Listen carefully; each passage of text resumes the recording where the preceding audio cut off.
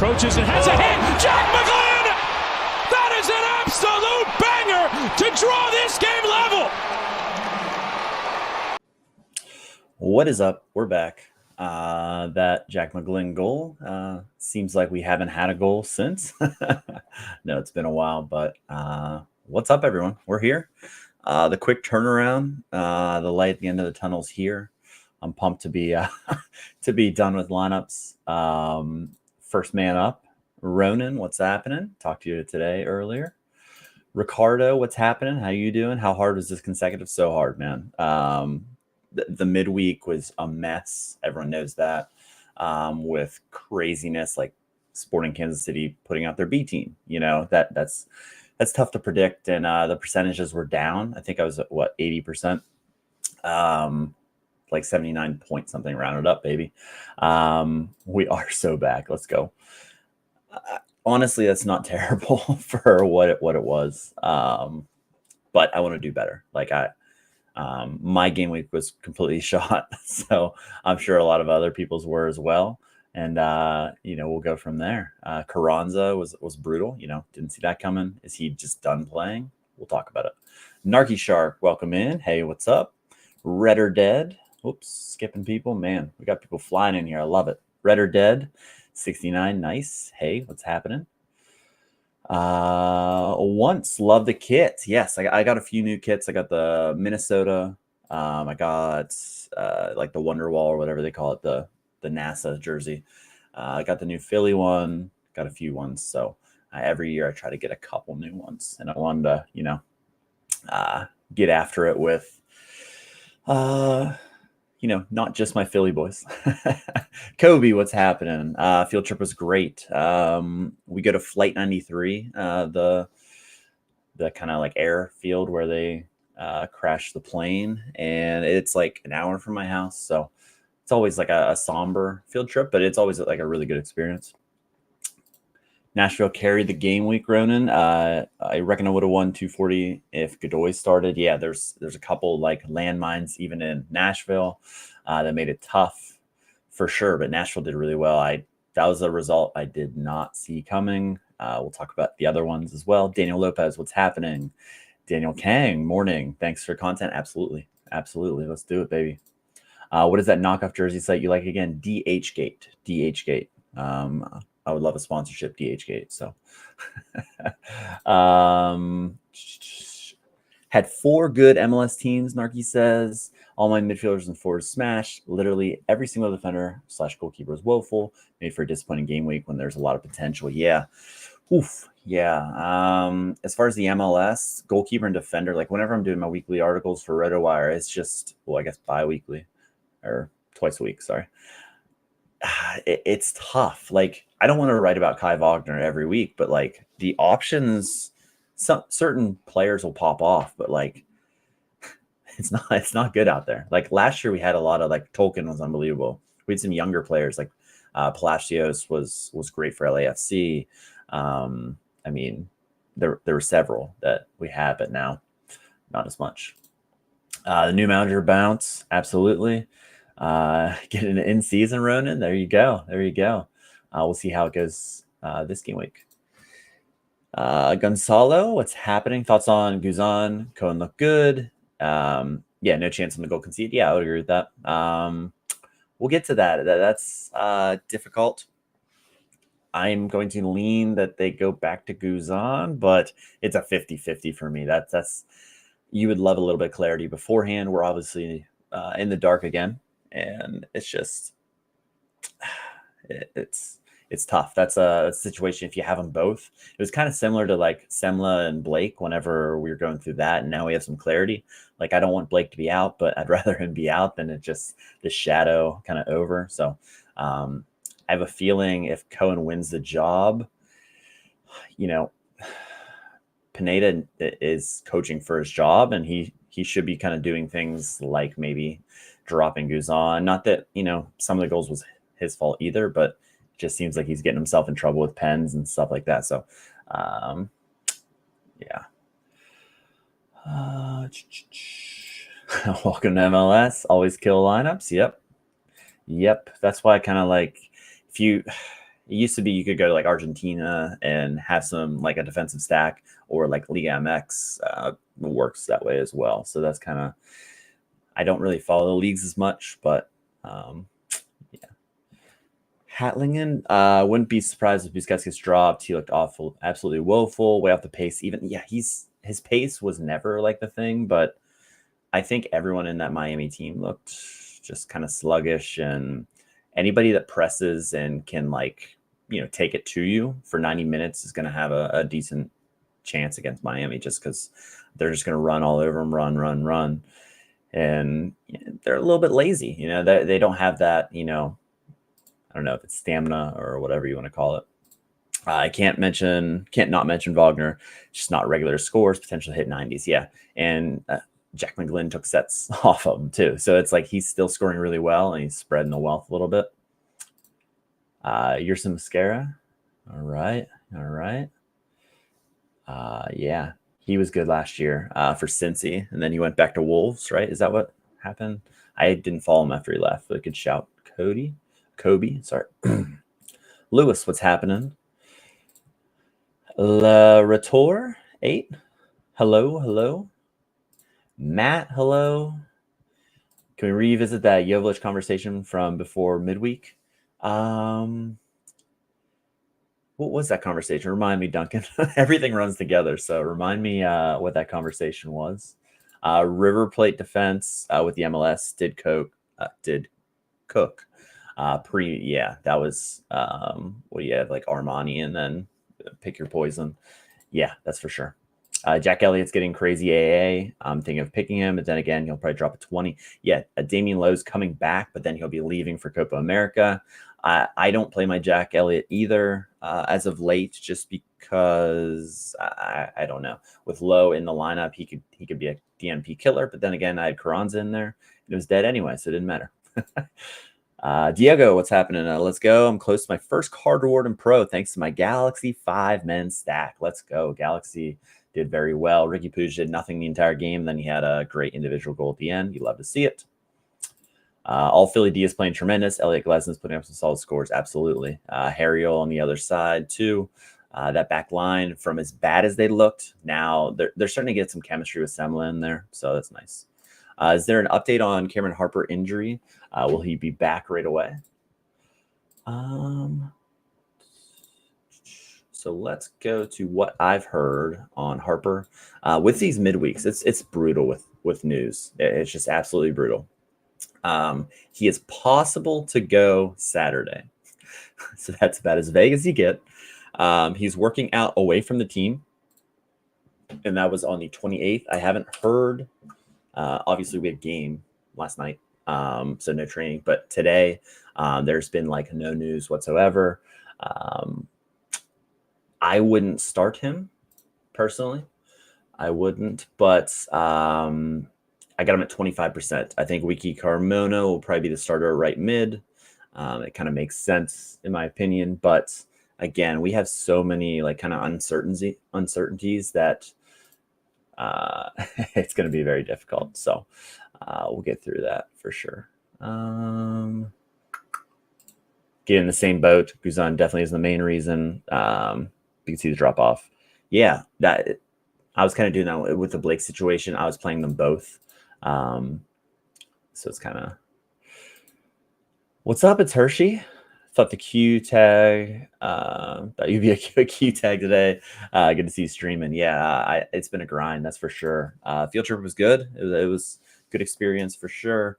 Last day I have a half day, and then I got to stay the full day, but it's my last day, and then we get a little bit of summer, so I can be with my son more. It'll be a lot better than, but like today, it was just a grind. Last night I stayed up till probably like 2:30 or 3 o'clock, getting in all the info to my sheet. If you don't follow the sheet, you need to get on the sheet, because that's like where I do all my research to get everything caught up. What did I miss? Everything like that. And kind of just ran through that. I tried to get my RotoWire article done as soon as possible. I did my initial lineups on RotoWire as soon as possible. So like the amount of time, then I was, field trip till 3 o'clock. and then kind of went from there. And just as soon as I got home, I've been just grinding away lineups. And so this game week, if I missed a key piece of information whenever we're going through, like someone commented about Driussi, I've slipped my mind to change him out of there. I think he has a chance. I don't know the extent. Like that's kind of what we're going to get into with a lot of these guys. So Valencia, yeah, Kobe, yeah, that's right. On Mascara. Got 2 Amadas and 2 Giacomakis. So definitely can make 2 stacks, just except that one of them dies instantly and the other has a good chance. Yeah. I don't know if GG is going to play. It's kind of that Cruz Azul offers out there. So I'm not sure. It's kind of like a Carranza situation. It's like that transfer looming over, but like Carranza, he's not going anywhere yet, where that'll be interesting. People are saying he was bad. And oh yeah, that's right. I remember there's something with that, with the Jovic blasphemy talk. Wow, we got a lot of people in here. I love it. I appreciate it. I'm just trying to get through the comments. If you have any questions for this game week, we'll roll through. If you're new in here, say what's up. And if you have any questions, hit me with them. I'll bounce around, but eventually we'll get through every lineup. I'll give it a little feedback on it, and then we'll roll from there. Jonesy, I'm sorry. Kamara was not supposed to be in the lineup because he was in concussion protocol, but he passed concussion protocol, and Ordaz didn't get any minutes, and I saw you missed the cap. I apologize. That is on me. I thought he had a decent chance. I'm wearing the kit, but he hasn't caught any burn this year. He had a decent amount of time last year. He's still a young prospect, but they just haven't been playing him or Thomas Angel. Scouting for Brazil, yeah. Don't look much better, a lot less options. Yeah. I have a couple Brazil, like Barriel went to Brazil. He plays for Cruzeiro. Let's see. Palacios went to Corinthians. I'm trying to think of like in my gallery. I don't really follow Brazil too much either.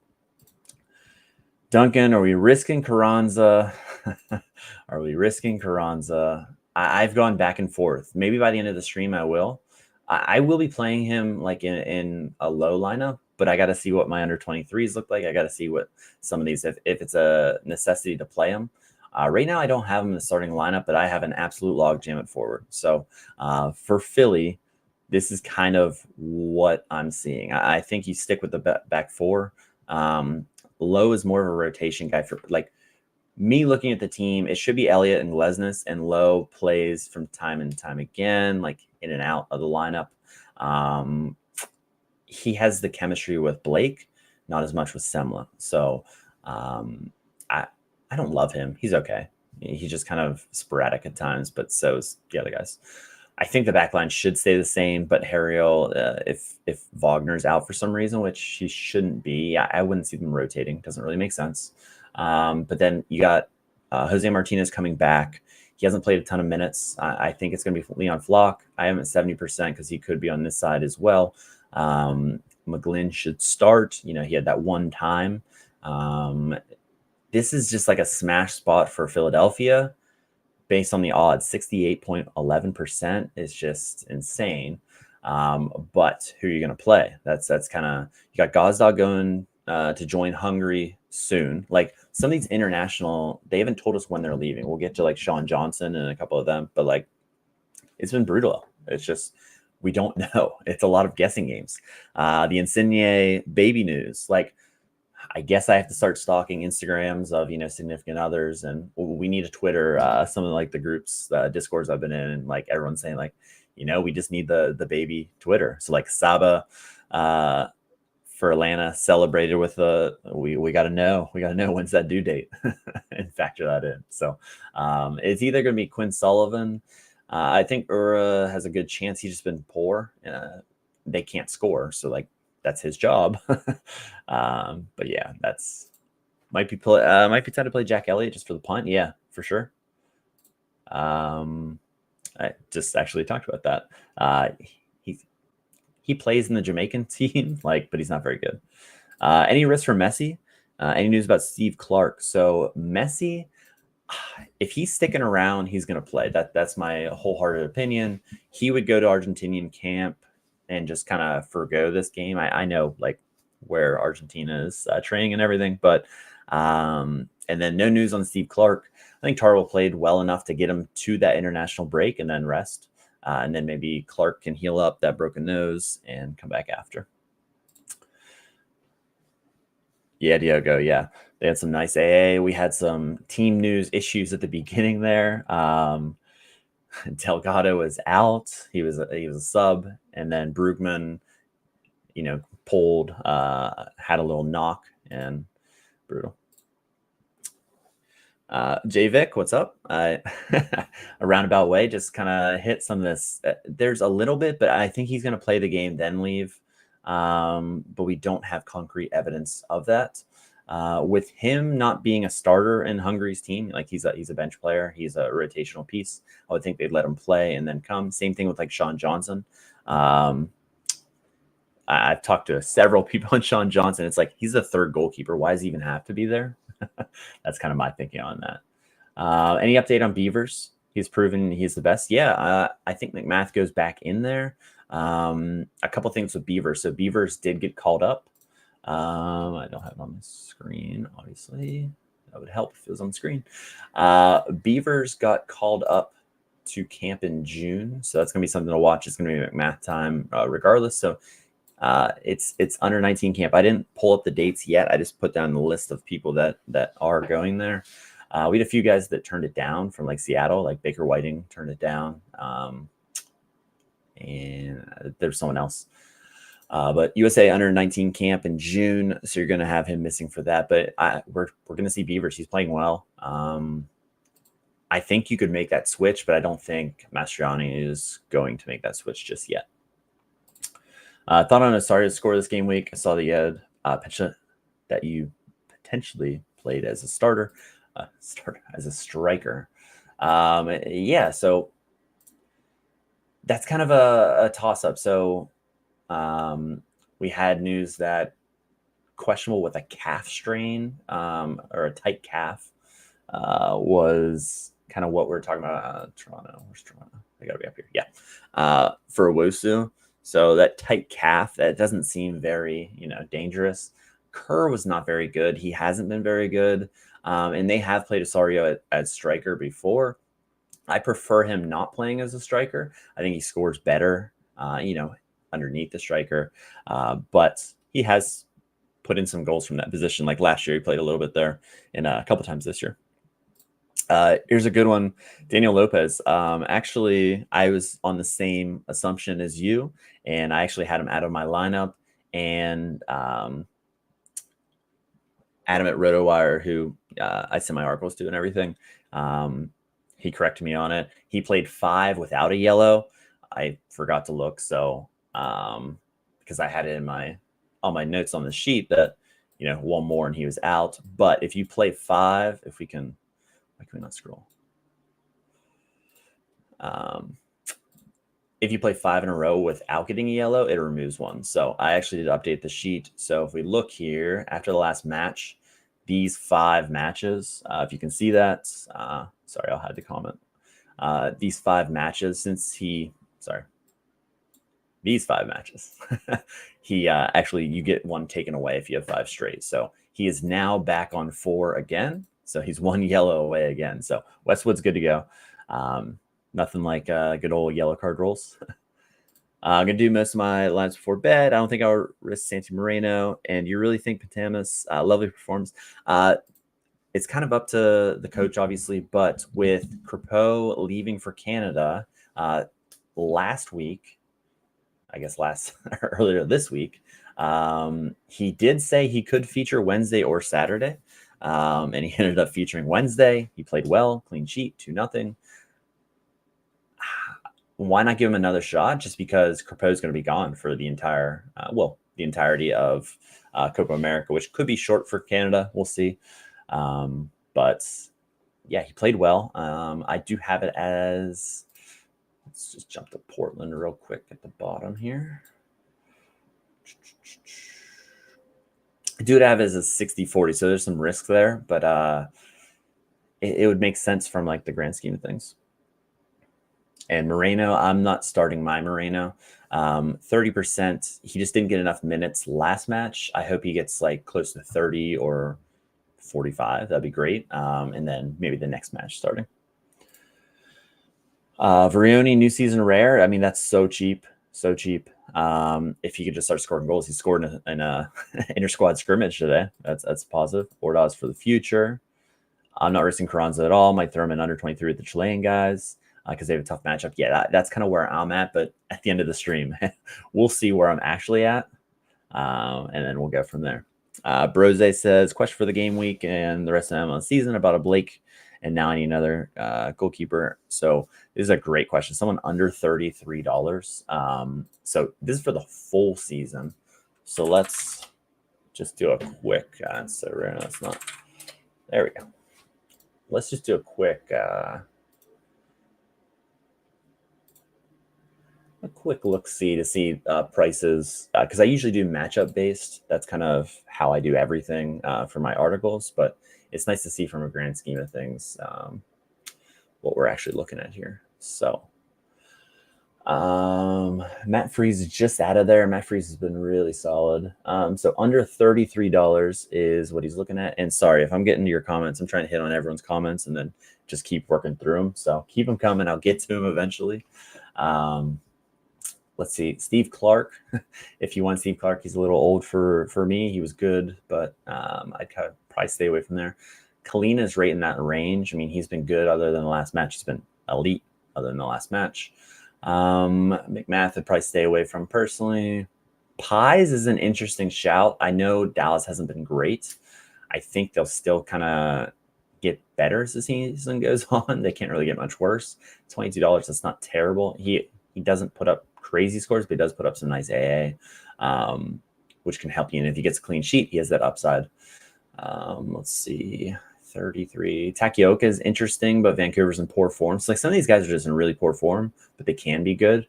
Berkey at 21, that might be my favorite. St. Louis has been great, but Berkey's one of the best goalies in the league still, in my opinion. I know the scores don't show it, but like even here, like he had a awesome stretch. It just kind of depends matchups, home, away, but 33 AA. So kind of as we're going through here, I know he has those peaks, but he's not very consistent because they have been conceding a lot. But I mean, that's for that price, and you can get an in-season. I don't know if you're talking about, I think you're saying in-season, right? $24. That's under your budget. I would probably say Berkey without spending too much more time. Probably say Berkey, and you don't have to worry about, him not being in the squad due to Copa America or anything like that. Anyone knows how I can see Challenger Limited in season Division 2 Pride Pool? Promoting, but it shows me D3. I'm not positive. I don't do a lot on like looking through the Sorare stuff on Sorare data more than anything. I think I need a good goalkeeper to run the Philly guys with, but it's going to close half squads. Yeah. It's going to be a nightmare with all the guys gone with internationals. Like Philadelphia is going to be terrible. It's going to be bad, especially with the Olympics, like Jack McGlynn gone, all these guys. Has there been any official news regarding the call-ups, Crepeau and Bombito to be unavailable due to heading to Holland? There hasn't been anything official for Canadians.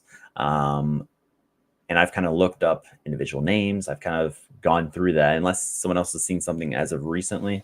I'm under the assumption that they would, play the match and then leave. But, I could be definitely wrong on that. It's just kind of a guessing game almost. So the dates for that, pulling up my sheet. If you didn't see on Twitter, I'll update that. I'll make it a Google sheet as well, so that it's constantly updated, because I've definitely added some updates.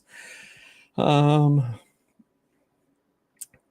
first friendly is the 6th. So if they play the 2nd, that's still 3 days to, get acclimated. But that's kind of with Crepeau and Bombito. I'm 80% on Bombito. It could be Abubakar. But instead of being like the typical 90, there is some risk there, though. If you have those guys, that's kind of interesting. In the Portland stack, I'm thinking of playing Glesnes or Elliott. Elliott is better scoring. Glesnes safer. Elliott worth the risk. Yeah, I think Elliott is probably worth the risk, but if you're in the safer option, Glesnes would probably be it. And Glesnes hasn't scored this year, and he usually scores like 2 to 3 goals a year, so he does have that upside just in case. Ricardo, why is Cruz such an underdog? Do you believe Morris won't score that well? I'm under the assumption that it's really hard to go to Mexico and win, and the Crew have done it. So that kind of like throws it off. But Pachuca had been unbelievable. They absolutely wiped the floor with Philadelphia. I know Philadelphia didn't look very good either, but they absolutely wiped the floor with them, and they have been unbelievable. I haven't watched a lot of Liga MX, but every CONCACAF Champions Cup match I've watched with them, they've been really good. They have like Idrissi. They have some really talented guys. So Jesus Ferrer's back. Yeah, he was off the bench. I'm at, I think, 50 or 60% on him. I think we might see just Dallas usually plays him so safe, kind of getting people back in, especially with the quick turnaround. I'd like to see 45 minutes maybe this match and then get 60 in a start in the next one. Broken nose concussion. What about Melia? Must be post-camp soon. This is a good question. Peter Vermees literally rotated the entire squad. So like, it's not even like a goalkeeper thing. Everybody. That squad was so bad. They had like 2 starters in it, Jake Davis and Radoja. And Rosero was in there as well. But other than that, it was terrible. So have it as a 50-50 split, but for a guy that's coaching for his job, what is he doing? I don't know. So this Sporting Kansas City, Alex would probably know a lot more than me, but it's kind of a crapshoot. Liable to have that horrible back pass that got intercepted and in for a goal last match. So he came off the bench. Will they field a full? I don't know. It was at home. Brutal. Mitch, I saw your YouTube comment. I was going to get it back on it. Who's your captain, Jovic, Tillman, or Load? I know Tillman has a good matchup, but I feel every time I captain him, he never gets a decisive. Yeah, I think Tillman's in.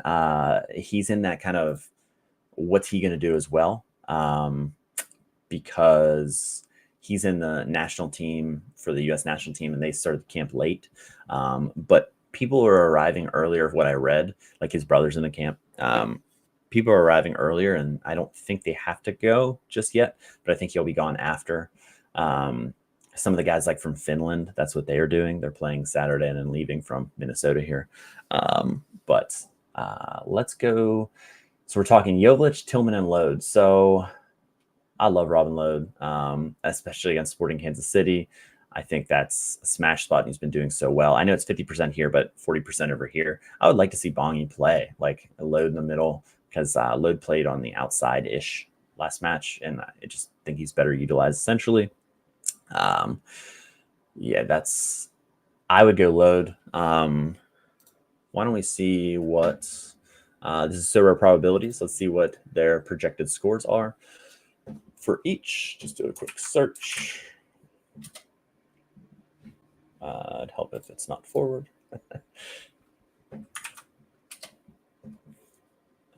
So I'll take a sec. Ladero. Yeah, I don't want Ladero. Volader. So he's projected 65. Tillman's 68. And Jovic, I would think, would be less than both of them. But, he did smash last match. And these are just kind of projections. They're not, something to... I kind of do it as a tiebreaker usually, but I would go Load personally. And I think Tillman's up there as well. That it's almost 70% to win. So that's, obviously what you want. Is Neil still up for this game, or is he already going to prep for the Olympics? Not going to prep for the Olympics. Olympics are later on. They're all the way in. There's a June camp, but the Olympics are in July. But Caceres has been kind of rotating every other, especially with him coming back from injury. So, sorry, Caceres. Caceres is who I have, sorry. Is Andres Gomez the best forward under 23 this summer? Whenever Jesus Ferreira comes back and is actually like full strength, I think he is, in my opinion, at least up there. But Andres Gomez has been unbelievable. Like, he's just a goal scoring machine, decisive machine, but he will go through a stretch where they're not scoring. And I think he's going to come back down to earth. I should probably sell him because I bought super low on him. And like, that's one of the cards that I actually have made some profit on, which is surprising. Flock getting good scores, 50-50 with Jose. Yeah, Jose, he's an engine. They love him, but he's still coming back from injury. They're not going to push him back. I have him 70%, 20% behind McGlynn as well. So he does. Flock has been playing tremendous. Yeah, no problem, Daniel. Do you think Luna can play full 90? He just doesn't play full 90s. I don't know if it's a fitness thing or they're keeping him fresh. He also wasn't picked for the Olympic. I know it's a preliminary squad, but that was surprising as well. That was the omission that surprised me the most. Do you think Busquets can play? I do think Busquets will play. It's just kind of, they're home. So I do think he will play. I can go up a little bit more. Verme's out. Let's go. Sir Joel. In season with double for freeze. Yeah. Makes a lot of sense. Sorry, I'm way behind on the chat. I'm gonna try and speed it up, boys, and girls. Floor not in season. Yeah. Did a bit of dig. Shaq Moore. He's gonna go with the Olympic squad. He's another one that's Olympic squad. Saba is also going to Euros with Georgia. Waterman, he's solid. Aaron Long, he's been solid. Just rotation maybe. And Danny Pereira, also Copa America. So a lot of Copa America guys there that you'll be missing out on for a while. Did see Corey Baird? Yeah, he just a lingering hip injury. We don't know when he's going to be back. Do you think teams who don't lose players could be optimal? Yeah. If they have a lot of guys that aren't leaving, that'd be great. Here we go. Nothing on Canadian national team. Yeah. Jesus Ferreira, only 20%. So I did just touch on this, but I didn't go to the actual Dallas. Where is Dallas? So the way I do percentages, I want to show like exactly what position they can play. So while he's 20% here at the left wing spot, he's also 40% over here on the right wing. It's just I want to give him a 60% total. I have him. I don't think I'm going to risk him, although off the bench, sure, but it's a really tough matchup. It's just not something that I really want to play him in a lineup. Sure, he could come off the bench and score, but against LAFC on the road, 14% chance to win. That's just not something I'm going to sign up for. Oh, you saw it right after. Sorry. All good. Etienne for Haiti. Haiti, baby. And he's starting for Toronto from time and time again. That's crazy. ATG, what's up? Just came for the draft. You're talking about us. Perfect timing, baby. How many questions have you got? Not actually that many. I think people just don't care about Sporting Kansas City. Join Shire Show. Annie Black, what's happening? Kobe, don't forget to create our Rivals League. Yeah, I'll make sure I do that as well. Just Annie Black, every player 50%. That's beautiful. Melly wasn't dead last time you said. Must be post camp season. So yeah, that's for him. All right, we're back on chat. Let's go. We're back in business. We're caught up. Man, that was crazy. I appreciate everyone coming in here. Usually most of the attractions from Twitter. Good to see some YouTube and some Twitch people coming in and commenting. If you haven't already liked the video, man, hit that like. I don't know what it does, but maybe good things. It gets more exposure to some other things. So I appreciate everyone coming in. If you have any questions, I'm going to hit them. Let's just start going through some of these matches. So if you ATG came in and Alex came in, and he's in Sorare in the States podcast. They already went through fixtures. I popped in a little bit earlier. They went through a lot of this, so definitely watch their stuff as well. I'm going to hit more of the lineup stuff, but talk about matchups. If you haven't read my article, go on RotoWire, and that's kind of some of the guys that I really like. But at the same time, that's like way early in my process. So maybe like some of the guys that I wrote about maybe I don't like as much. But yeah, Gall did look exhausted, but he did have that goal. Yeah, he's been the kind of spark plug, and he's getting back to what he was last year, which is great. Camp should begin. Yeah, so there's a pre-camp, Ricardo, that is in June for at least the U.S. squad. I haven't looked at other squads other than like what I did a while ago. But yeah. If you had to play Surge, Boyd, or Schaffelberg for a good score, who'd you go for? Surge is goal dependent, so if he scores a goal, that's great. If he doesn't, it's going to be a 32, a 35, something like that. Schaffelberg can score and do a little bit more on the outside, and then Boyd, I'd assume he'd start too. And Wildcats, yikes, all good. I assume Boyd would start. Moyle, or however you say it, Alex Moyle, started last match. I think it's just kind of like a rotating, and Boyd hasn't been very good. So yeah, I'm not sure. That's tough. I guess I would go maybe Schaffelberg and then Surge, but it's just kind of that's tough. I'm sure it's for your last position. That's pretty tough.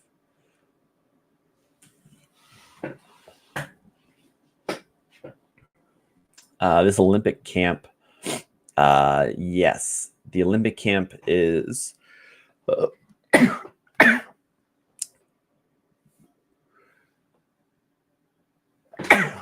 excuse me. The Olympic camp is one game on the 11th. Yeah, June 11th is when that is. FBL, what's happening? Doing well. Yeah, his SO5 history, but he was also playing that Galaxy side where he was on sets as well. And he doesn't have sets here in Nashville, and it's kind of like a different, but not saying he can't pop off and like have some good outings. He was dealing with that, what was it, a hip injury as well. So it'll be interesting to see him at 100%. Yeah, Drews, you get a penalty, you should probably do better.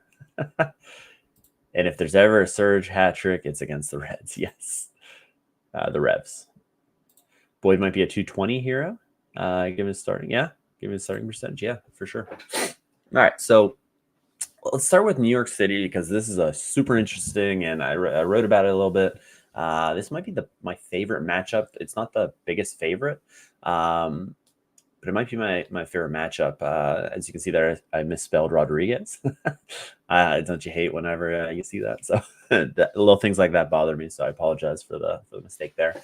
But let's look at San Jose, because you look at their outside fullbacks here. You got Tanner Beeson, and he's obviously a center back and has played like one match at left back, and Paul Marie, who is a rotation. I will not speak badly about him. I know people in the chat like him from previous times, but Vitor Costa and Carlos Akapo are both out due to yellow card accumulation. So they're going to have some backline issues. They already have some backline issues. Rodriguez is still there, and Bruno Wilson are still there, so that's good. So that could be very interesting with the shorter field, the smaller field, communication in the back line. So there's a lot of things going against San Jose here. Also a cross-country road trip, and they're playing on Friday, which is a little bit different, might take them out of what they're doing, but neither team played midweek. So as far as New York City, Malachi Jones, it seems like it's his rotation, but I don't know what Cushing's doing a lot of the times. The only ones that you feel safe about are Santi and Sands coming off that yellow card accumulation suspension. He's treated straight back in, and the center backs in O'Toole. Gray has been really solid, like really solid. I think he has kind of put his stamp on that position, and I like this team a lot. I think, Freeze is in a great matchup. If you already have Freeze, you already know about it. I don't have to tell you, but Peakaments, what's happening? There he is. I was just going to say backline issues are present no matter who plays. Yeah. When's Daniel returning? I think like late July at the earliest. Definitely check out my sheet. I put everything in there. Do you think LAFC will stay at the back four or switch to the five? Yeah, I don't know what they're going to do there. It seems like Chanot's the one that's like the rotational piece, but I could be completely wrong on that. And we could see a two-man and it's Long that's out. Long's been in pretty much every time. Murillo wasn't in one time whenever there's a back two. Whenever it's a back three, they all play. Hollingshead coming back kind of makes me think it's going to be a back four because he does some good things that are really solid. Just an early prediction. We have the same 11, but percentages vary. Beautiful. I love to see that. I love to see that. He's the Sporting Kansas City guy. So if I can come close to what he's saying, I know them. Either we're both off or we're pretty spot on. So you love to hear that. The San Jose side, the one thing, Carlos Gruezo, he's been pretty poor. I mean, a lot of people have been poor, but Tsikaris, I can never say his name right. I give him a 60% chance. I think there's a slight chance that he starts over him, and that's kind of one of the spots that I think could be there. The front four looks good. Bobase looked good. He's doing some good things. So I think we have some solid things up there. It's just defensively, what can they do? Yarbrough is he's not very good. He's past his prime, but he's been serviceable at times. I just think on the smaller field, I'm not sure if they're playing at Yankee Stadium or Citi Field, but it's a smaller venue regardless. And I do think New York City could score 2 to 3 goals, maybe a 3-1 win, maybe a 3-0 win, maybe a 2-0 win. That's kind of where I'm thinking. 300 points and 240 rare with Carranza as captain. Oh man. Yeah, I think he is going to leave. The Feyenoord deal seems legit. I wouldn't hate that for him. Good for him. If he gets that move, they could either pay to have him in the summer, or he'll just leave for free at the end of the season. I think Philly will try to get something, but if it's not enough money, I think they'll hold on to him just because you want him for that playoff push. But if it's like a decent sum of money that, it would be stupid not to. I like some of the academy kids that we have, and I'm really interested to see, I would like to see some of these guys come up. I mean, not just Calvin Sullivan. One guy that he just got called up as well is actually a cam as well, and he got called up to USA under 19 is David Vasquez. He's a legit guy as well. Philly's number 2 team in MLS Next Pro has been doing some special things. So I'm actually kind of looking forward to that aspect of it, but it's going to be such a nerf team that's not very good. What do you think about put out? We see the same team or players like FBL. Yeah, I just went over them. I'll bounce back. I do think that, we should see the starters, not that god-awful B team that we saw. And if anyone's looking for this, so I did have a comment on this. Server Insight has a website that launched. I'm going to be completely honest. There is no way in hell I could have ever gotten all of these. Like, my process, I go through this with the quick turnaround. There's no way in hell I could have done a new interface. So, I'm sorry they weren't on there, but there's no way. But the next game week I'll be able to do.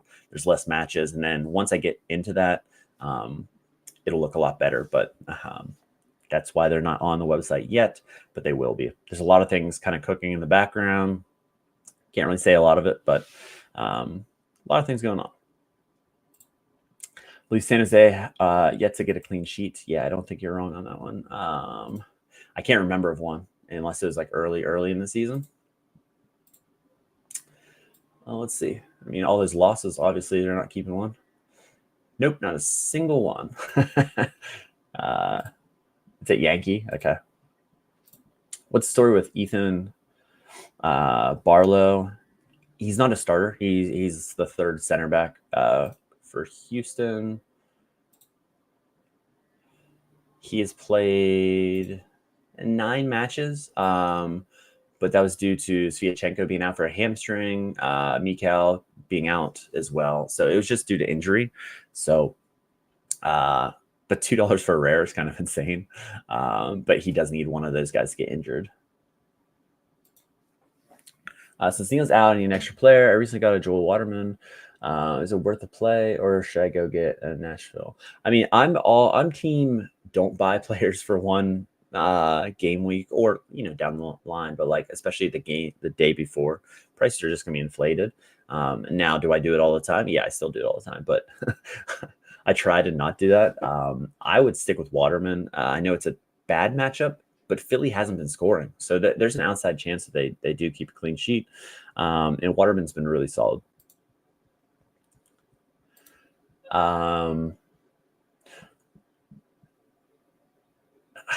I don't think they'll ever get 10 mil just because it's an end of contract deal in the 6 months. I don't know, a couple million, I think would probably get it done. Just for, an MLS club that helps. But I don't really know. Are you going to play him? The matchup is so good. Are we talking about Carranza? I don't know. At first, it was like, no, I'm not going to play. I'm not going to risk him. But in my last lineup, when it doesn't really matter, I might throw him in there. I have 2 of them too. So my top 2 lineups, if you were with me with the build, yeah, just X those out real quick. 20% to win. Yeah, no good here. The Minnesota hockey line shifts have been maddening. Colonel Dickweed, that's great. Love to hear that. Jalen Neal is not out. He's just not in my projected starting lineup. It just their rotation, Caceres and Neal have been switching just to keep Neal fresh, so he doesn't get injured again. Just because he's kind of been hurt a lot. Yeah, he's definitely playing FM and did something. How's going to be your under 23 rare? Honestly, I haven't looked. I haven't had a single moment to even look. I assume I have a team to play just because MLS is playing. Loden Brugman situation. Yeah, that late scratch was bizarre. Here's what they said on the broadcast, because I was watching that match. Knee discomfort in warmups is how it was said. So you don't think that would be like long term, hopefully.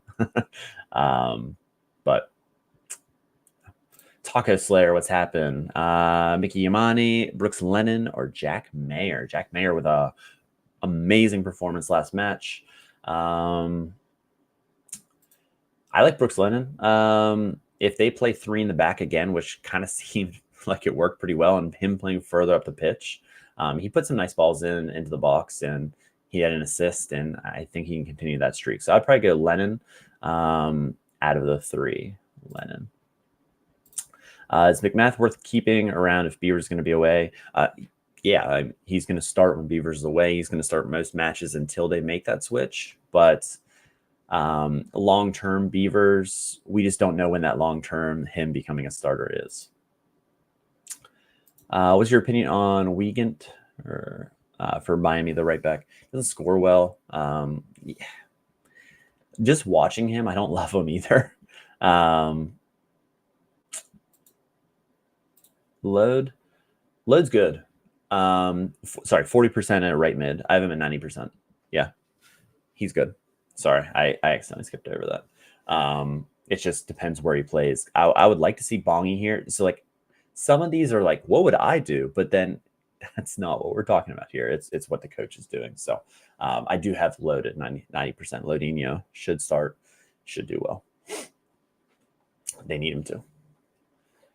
All right. I love it.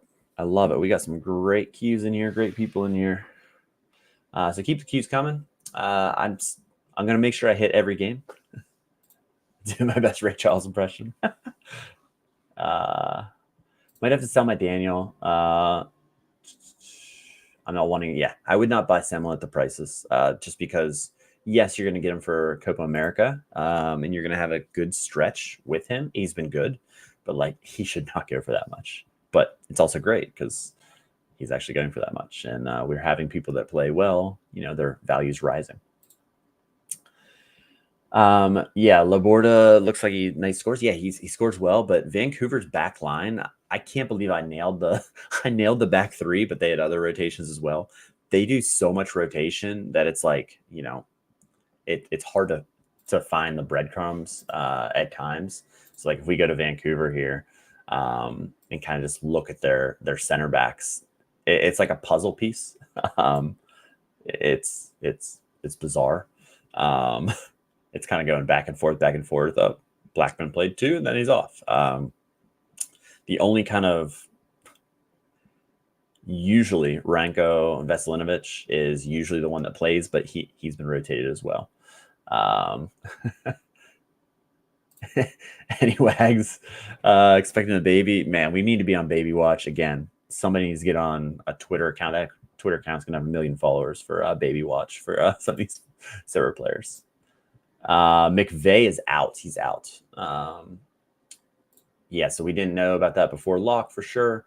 He is out 6 to 8 weeks. So again, if you're not on the sheet, highly suggest either I've posted it elsewhere, but just I'll post it again, or it's in, I think, the server inside Discord. But this sheet I post like as soon as I see any news, I post it on here, just because this is like through my process. This is kind of what I do. So like last night, whenever I was watching the matches, I saw that Daume, it was his 5th yellow, so I knew he was yellow accumulation. Wrote it right in so that I remember. It's just kind of what we're doing. Kuiper's finally starting to get it decisive. Yeah, he had a real cracker of a goal. Man, he passed it. He got like no wood on it. It was pretty rough. Selling Andres Gomez to the hype. I won't though. I should, but I won't because I can't help it. Lewis gets it. Welcome to Vanny's Sartini ball. Yeah, Hershey knows all about that. He knows way more than I do, that's for sure. Okay, so goalkeeper for Wagner, Gazdag, McGlynn sorted. Carranza, Ura, or we full send Surridge or Boyd. Yeah. With those guys, with Wagner, I'm definitely not playing Carranza just because there's too much risk involved for me. As far as maybe Surridge scores, I don't hate that. I like Surridge more than Ura, even though he's in a good kind of option. He just hasn't been good. Like when the ball's at his feet, he's just not good. So I'd probably go Surridge.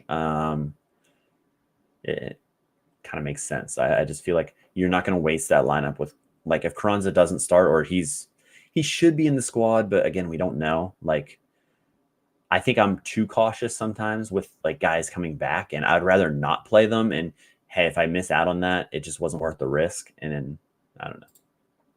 It is crazy that we just play. Yeah. They're even 2 midweeks, shows lack of ambition. Yeah. Just don't care, right? Dumb question? No, not a dumb question at all. Can be used in Challenger? No. They will be in whatever competition. So like the special competitions, whatever they're playing in, they'll be used in that. And he said no. Do you think we will risk? So I'm not sure if we have any of the Dallas boys. I want to hear what some of them have to say. But if any Dallas boys are in here, let us know about Ferreira. I have at 60%, but I just don't feel comfortable with him starting, and it's a bad matchup. So I'm not going to risk him. It might be my last lineup or something like that. I don't think I even have enough goalkeepers to even like fit him in. But yeah, I'm rolling with Carranza. Even if he gets sub experience, they're overdue for a goal. I also only have Malachi Jones to Carranza. Yeah, I think it's legit. Apple TV said you better play the games. No Messi, no problem. Yeah, they'll do special stuff. Oh, and Mitsuda, I have no idea. Anyone have an idea? Like, how is he not a starter? He was such a key part of that team last year, and then now he's not a starter. I know they've got new guys in, but man, that's frustrating. Oh yeah, Atlanta, absolutely. I actually don't think I went over Atlanta, so maybe I did. I can't remember. I like just like the free flowing. So like if anyone wants to see anyone, just let me know. There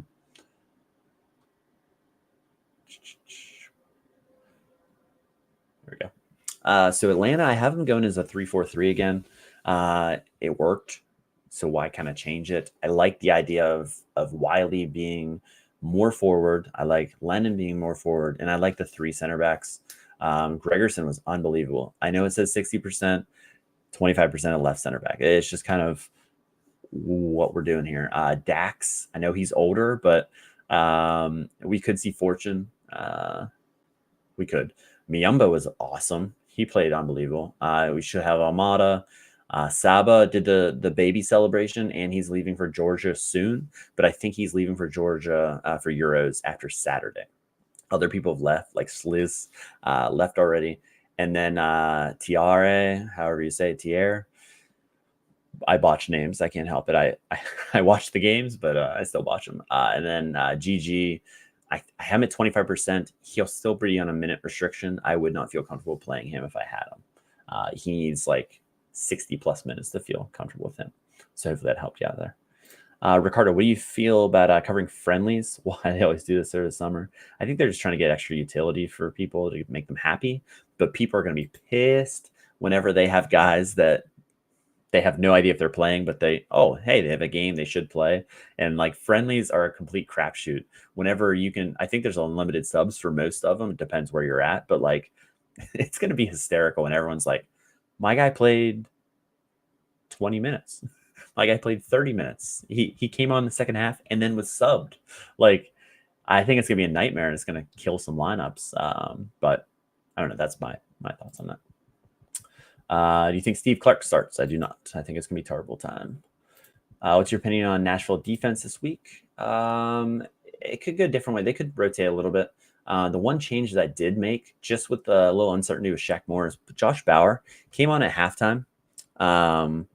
So is Shaq Moore going to join the U.S. men's national team as, being the last guy picked? And I don't know why he continues to get shots up.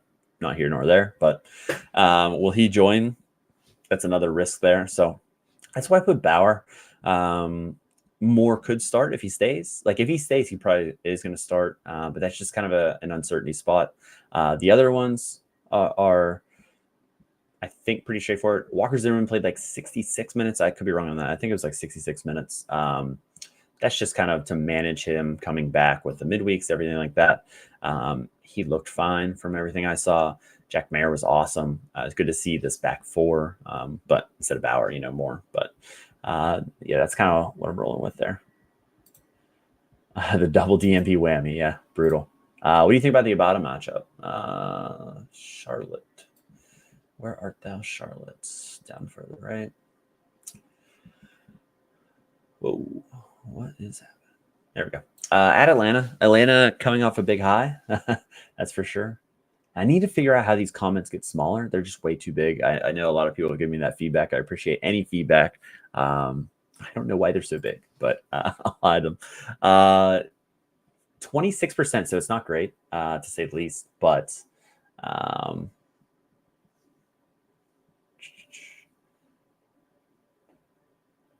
don't know. This could be a spot where Atlanta's a little bit kind of on an up and Charlotte's on a down because they had a poor performance against the Red Bulls and they could bounce back. I have Abada. I'm not sure where he's going to fit in. It's nice to see he had some AA last match, which he's been pretty poor before the injury. It's good to see him come back. I was a little bit surprised that they threw him right in the starting lineup, but it's good to see. Not the worst matchup, but if they play three in the back, I think that play is kind of counterintuitive to the opportunities that they're going to get.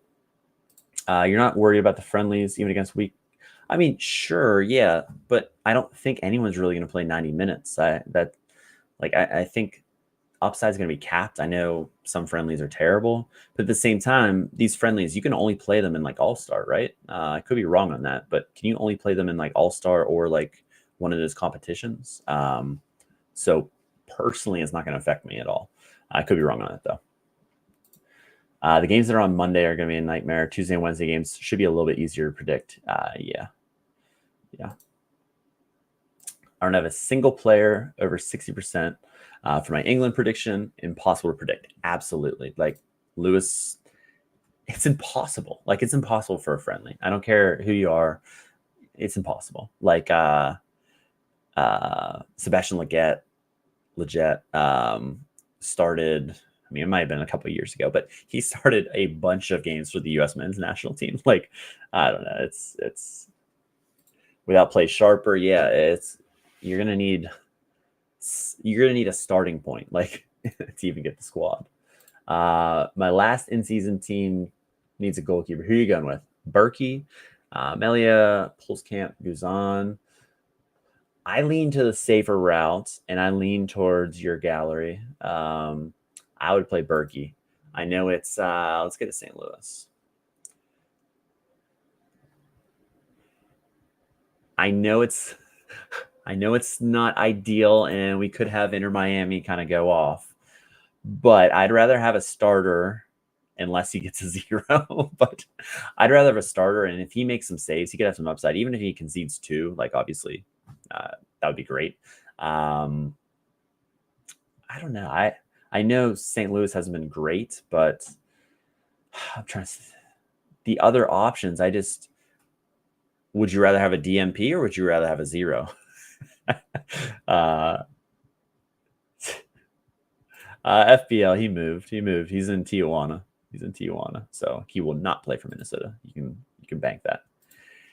Is Anderson Julio working his way into or have a chance against Austin? Yeah. So Matty Crooks is out with yellow card accumulation. And I've been calling for, I mean, if you see my lineups, it's been a real toss up at that position. He'll play striker, and Teacher Rongo will slide to that cam role, like underneath the striker, second striker type of thing. He's been awesome, but like whenever he starts, he hasn't been nearly as electric. He's good against tired legs, and I think he has that going for him, but he's been unbelievable. So like, let's check out, because I've been a big fan of what he's been doing as of late. So Anderson Julio, he started last match, 40.1, not great, but goal and assist, goal off the bench, 2 sub appearances that were all right. Start, didn't do anything. So he's kind of back and forth. Whenever he starts, he did have a start and a goal there. I guess my head wasn't in the way. That'd be great as well. But yeah, I do have him starting 70% on the start. I guess you could have Fidel Barajas at that cam role. That could be like the other one. Diego Luna can play there as well. So you'd like flip-flop those two. But I think that's kind of the other options they could go with. But they don't really have many options with what they have. Chang just went down, so he's out as well. They have been strong defensively. I'm captaining Kalina. Nice. Dax could be 90. Yeah. Honestly, that's the only reason I did Dax. He's getting older and he hasn't had a lot of like match fitness. So in theory, I think I could have been up higher, like you said. I like to err on the side of caution just to show that, okay, he's not a guaranteed start. Like if I put 90 on him, like Carranza last week, guaranteed to start. If I put 90, it's usually like I feel really comfortable, and I don't feel comfortable putting 90 on too many guys, especially in a midweek quick turnaround. But I think I could have been like 75%, like you said there.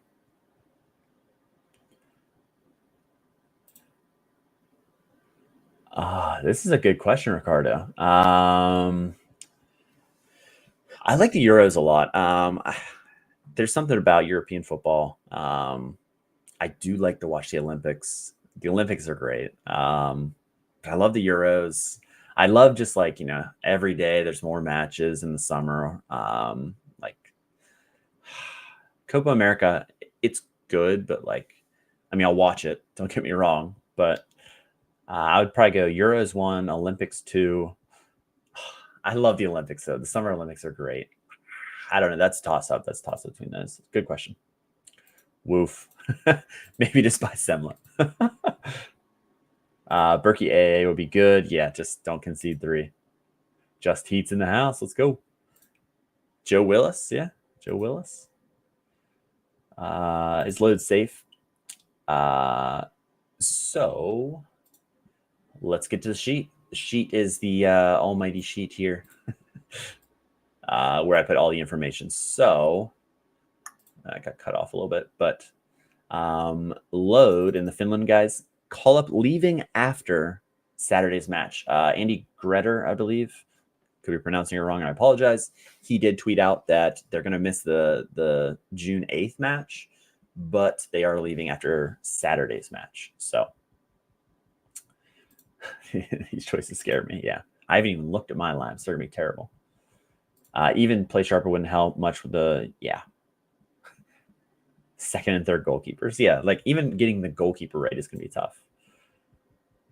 The goal against Dallas was absurd. Yeah. My main lineup is Freeze, Gray, Busquets, Benteke, and Hani. Who do you think I captain?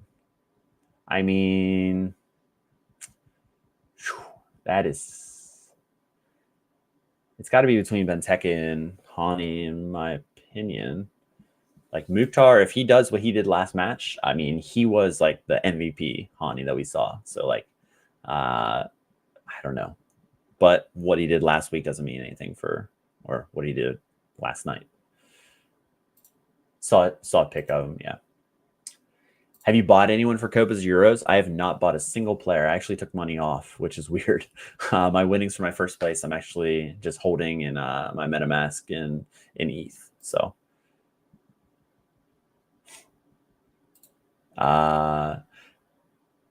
No. So on there, make sure you look at just the team notes. It'll just help you out. He was subbed at 60 minutes, 60-minute mark. Driussi was. So that Rubio is sliding down there. I actually have him at 90% due to this. Driussi, I have him at 40%. I just don't really... It didn't seem serious, but I feel like it was like a frustration. And then he took like a knock and he was just like, I'm done. Like, I think he like kind of quit, but I just went off Twitter news. I forgot to change it whenever I posted it because I did have a note on there. But if you're in here, whoever commented on it, thank you for reminding me to change. So I just talked unlucky ever. What's happening? Yeah, that's all I got. Brose says, Hani, I agree.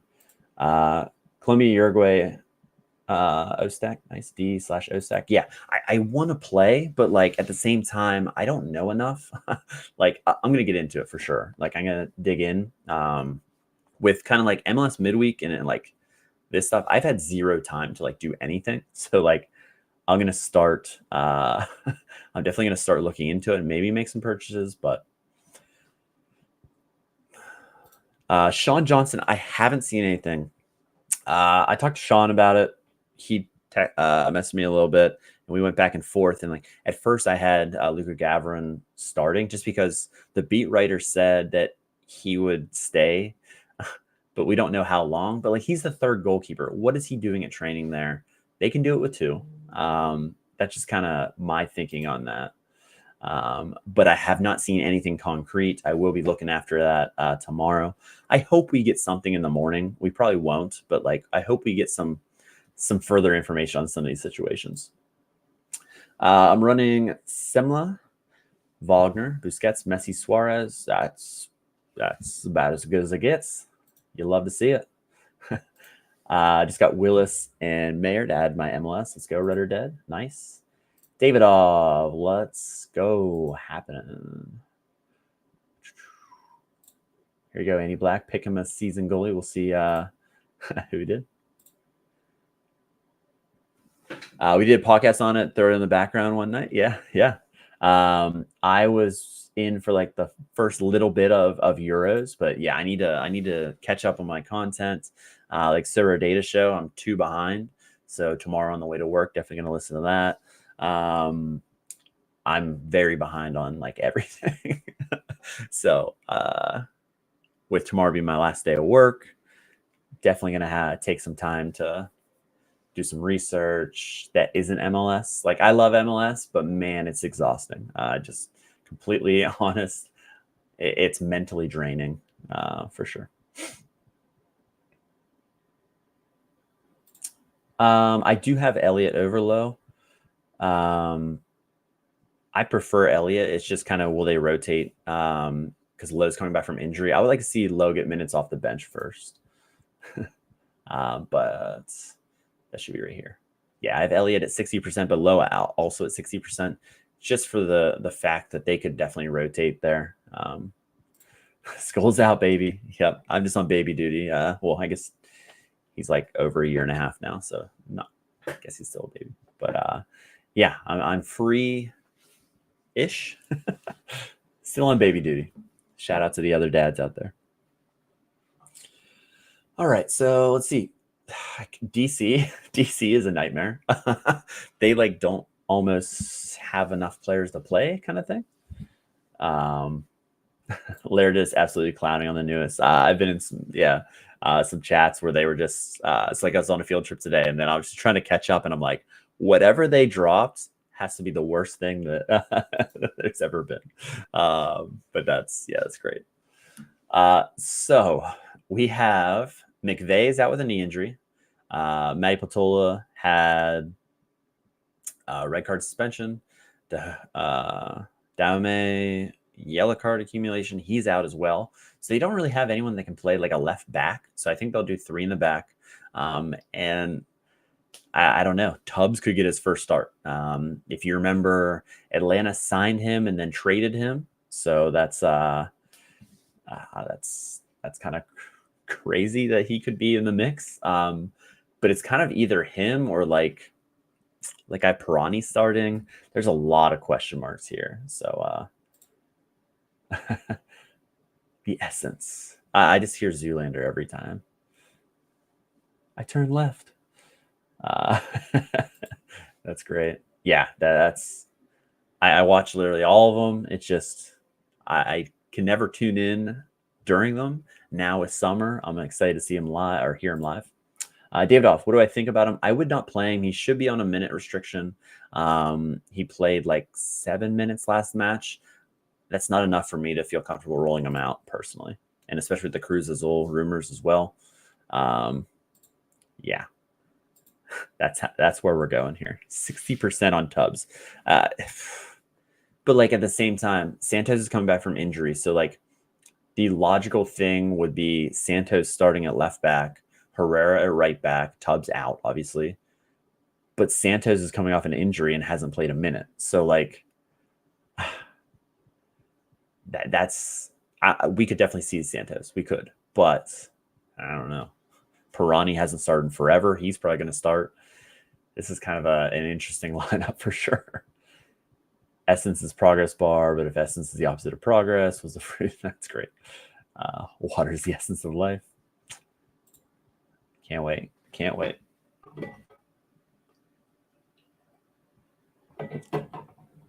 And Toronto, are we going to see Insigne? They said there's a chance, but like I don't feel comfortable putting him in the starting lineup just because we know he was in Italy. The whole did she fly whenever she was 9 months pregnant? Probably not. I think I jumped to conclusions whenever I was thinking that. But I just don't see him back this quickly. But I could be wrong. What happened to Carranza? He had a knock from the previous match, and he decided to take a match off. I didn't put him in my lineups yet. I haven't done my lineups also, but I don't know. I'm back and forth. I'll see what I have at the forward position. I'm not very deep at forward, so we'll see where we're at there whenever I get through him. But I don't have an answer to.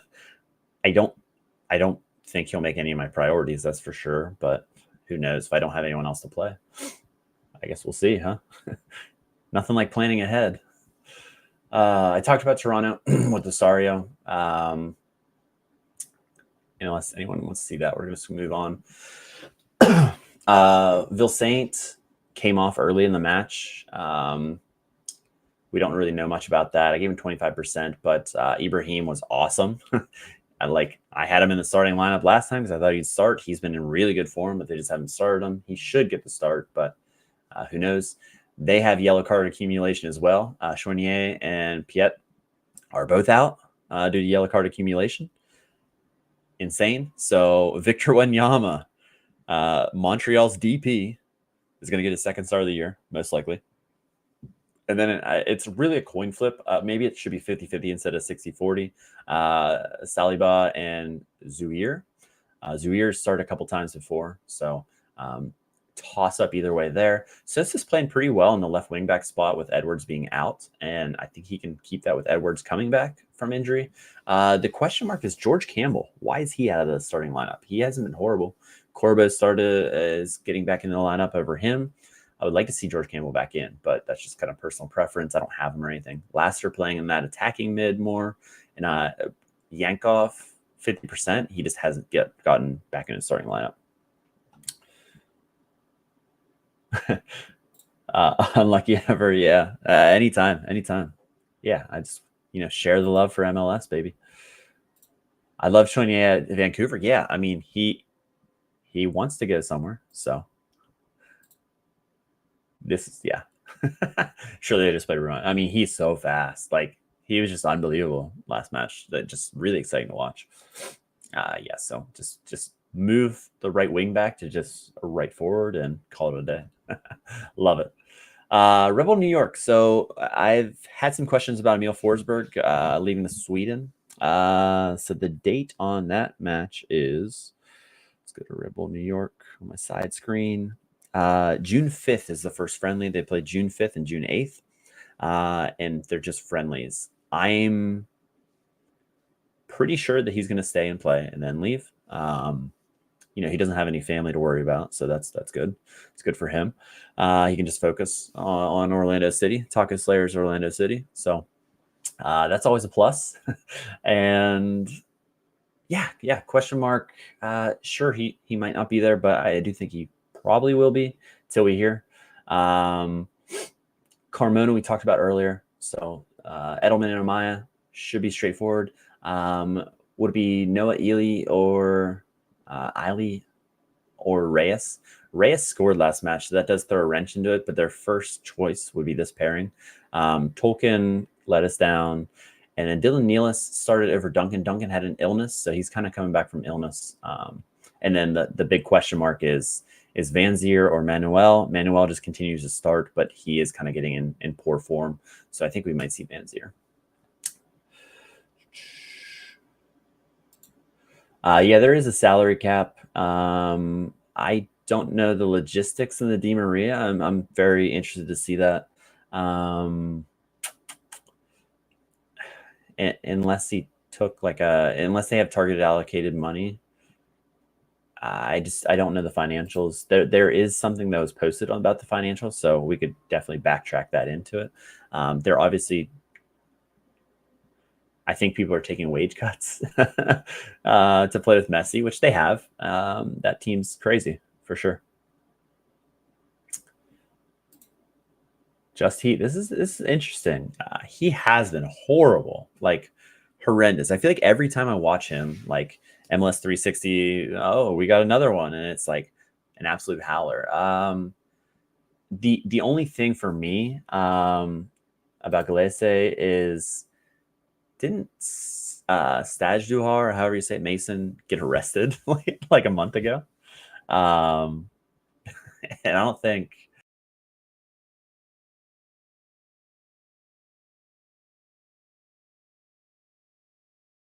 actually, I don't know what happened there. The Orlando boys can actually change, because I just watch MLS 360. I don't watch the actual full games, so like he's not been that bad. I take that. What I said was wrong. He's not been that bad. Orlando fans, stand up, baby. Probably buy another DP from a random team for like 400K. Yeah. GG, 25% chance. He only played 7 minutes last match. I think he'll be on a minute restriction again. I see him playing like 30 minutes, and I just can't really do it. He's been an idiot this year, but won't lose the spot. My goat scored a beauty. My goat, yeah. Is 28 good enough to demand a move? If so, he probably needs to play better to deserve a green card. So Vancouver makes sense. Yeah. His landing spots are pretty limited. I think he's a really good player. I really do. I think he's a really solid player.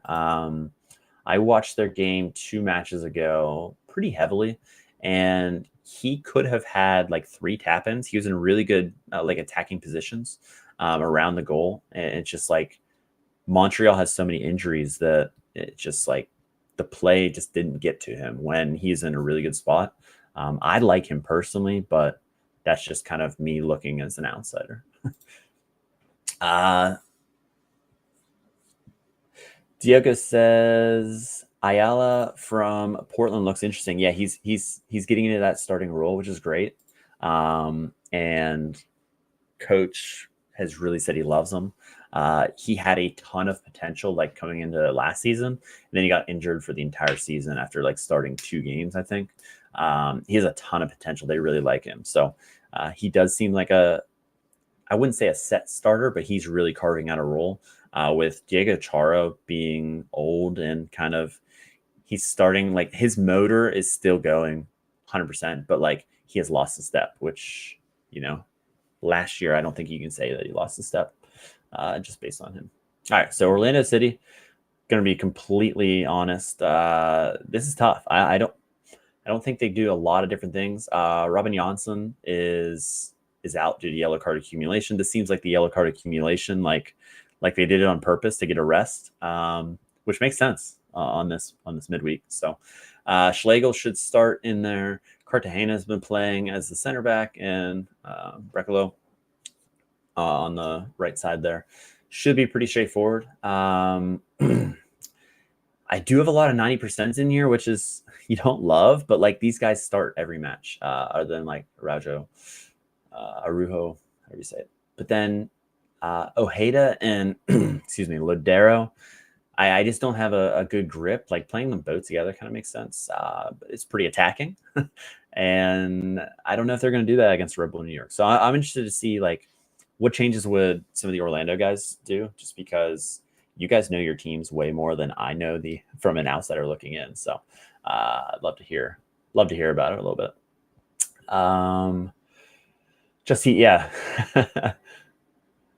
Might be bitter from going from a clean sheet, air made, losing. Yeah. He's awesome, but clearly disgruntled. Yeah. Yeah. I was surprised that he just, because he was at the academy, like he's grown up there, from what I read. Jimmer, what's happening? Let's go. Welcome in. Let's get to Andy Black's St. Louis City playing Inter Miami. So Inter Miami, I think Rojas has to start. I think he's going to be in there. Kramashi didn't start. Redondo started. I don't think they're going to start Redondo back-to-back, but I do have him at 60%. It's kind of a toss-up. I would ease him back, but coach said he's 100%. He said he's 100%. Could we see some rotation? Sure. But if Messi's staying, he's starting, in my opinion. That's my opinion. I'm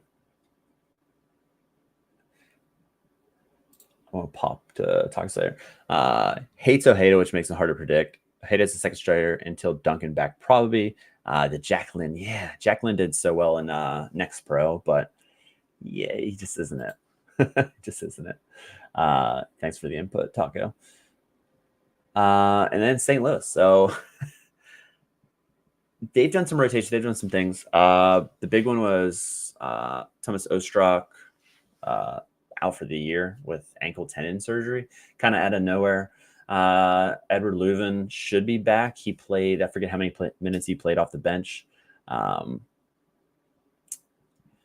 So that's kind of interesting there. Tottenham's been really good, just kind of from an outsider. Markanovic didn't start, and Hebert started left back last time around. So that's kind of a toss-up. I was kind of surprised at that, but I know he can play left back. He can play left center back, both. And then the front four, I think they go back to this, but do we see some changes? Maybe, maybe not. Jimmer, Suarez not going to the – so from what I saw, Uruguay in their friendly that was – I think it's tomorrow, the friendly against Costa Rica, they have an all like homegrown side. It's like they didn't call up anyone. So I think he'll leave, later. But I don't think he's like locked in. I don't think. But coach said he's open to it, or like that he has a chance or whatever it was. I did see a quote. Philippe, here's a good quote. I'm from Montreal. I can say Choinier won't leave next captain unless Waterman. Okay, interesting.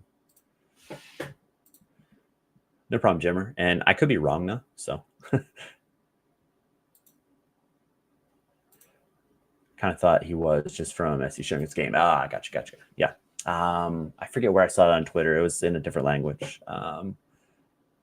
So I like all the clubs. I had to look up. I'm like, who are these clubs? If he starts at left back, I might just turn it off. Can't let him. Yeah, that's that's dangerous. That's very dangerous.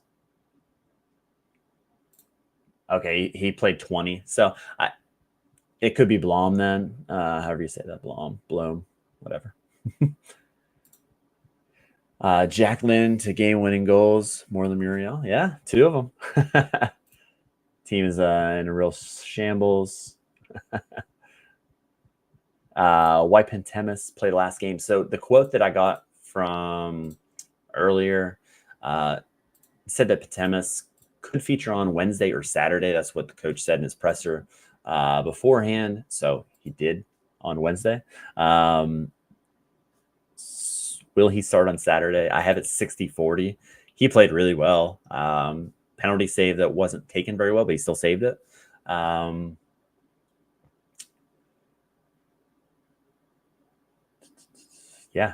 think it's a toss-up, but with Canada, we don't really know the situation with Canada. Are they leaving? Are they staying as well? Or, for Portland, why not just transition to Pentemis until Crepeau gets back?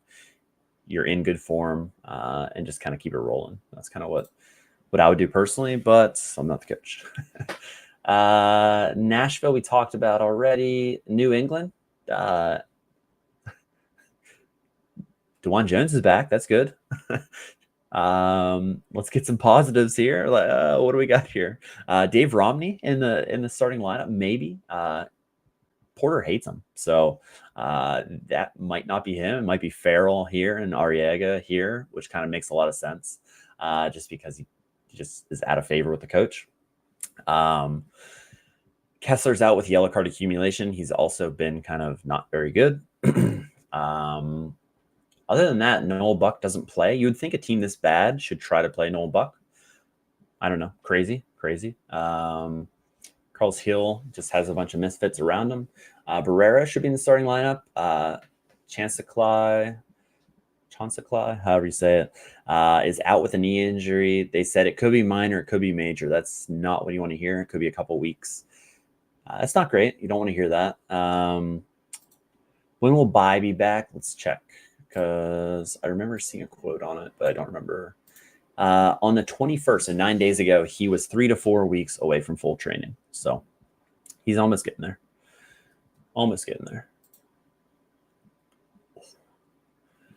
Nacho Hill, he is still injured. Yeah. So if you look on here, he's out with a meniscus injury. And then I would use my Google sheet for sure to see he's out a couple of months, and that was on May 14th. So I do put the injury, what day it was, what they said, what the quote was. Chancellor out a couple of weeks, could be minor or major, which, like I said, you don't want to hear that. Nothing else to say. Nashville, can they repeat? Can they keep it going? You would think they could, but we talked about this. It's a crapshoot. Minnesota, Oluwase, I think should start over Teemu Pukki. They've been rotating. But same thing with all the other Finland guys. Pukki's staying and then leaving. So maybe he starts since he's staying. I don't know. It's a little bit tricky. But it would make sense, the rotation. Oluwase was not very good off the bench, but no one from Minnesota was very good. Dotson coming back from injury. I have him at 50-50 here, which would push Robin Lode out here. From a person that just watches, like, Bongi brings something to the team that they should have on the field. But again, not the coach. And then DJ Taylor's the other one. What he's conceded penalties in back-to-back matches. Was it back-to-back or Back-to-back matches, he's been pretty poor, other than he was good before that. So that's kind of just he's been pretty poor the last 2 matches, and maybe they make a switch there. 50-50. Taylor probably will start, and I'm probably a little bit too bullish on Padelford playing, but that's kind of where I'm at there. Chicago Fire, yuck. Shaqiri already left for the Euros. Gutman injured the other hamstring. So we're going to have Aragoni pretty locked in at left back. Soke had an assist off the bench, so I would think he starts over Dean this time. Back 3, back 5, but the 3 center backs probably locked in. Herbers hasn't been playing. They just stopped playing him. It just kind of depends on Navarro. He was injured after 61 minutes and was subbed off. Don't know the extent of that. Haven't seen anything on Twitter on that. If he can't go, it should be Herbers. Mueller coming back from injury. He didn't play a minute at all, so I'd like to see some minutes before he comes back. Barlow's starting. He stinks. I'm sorry if anyone likes Barlow. He stinks, but they keep starting him. And Hugo Kuiper's pretty set. Yeah, I know it's a planned sub, but great point here. He scores, and then they just sub him off. You know what? 1 goal. Well, let's just lock it in there. Bartolou. Yeah, but like Haile Selassie, him coming back would make sense. They go to 1 striker. They go to make it maybe switch the formation up a little bit. Pinedo would probably be the one to drop out in that situation. Because Jos and Carlos Theron are there. I talked about Neil a little bit.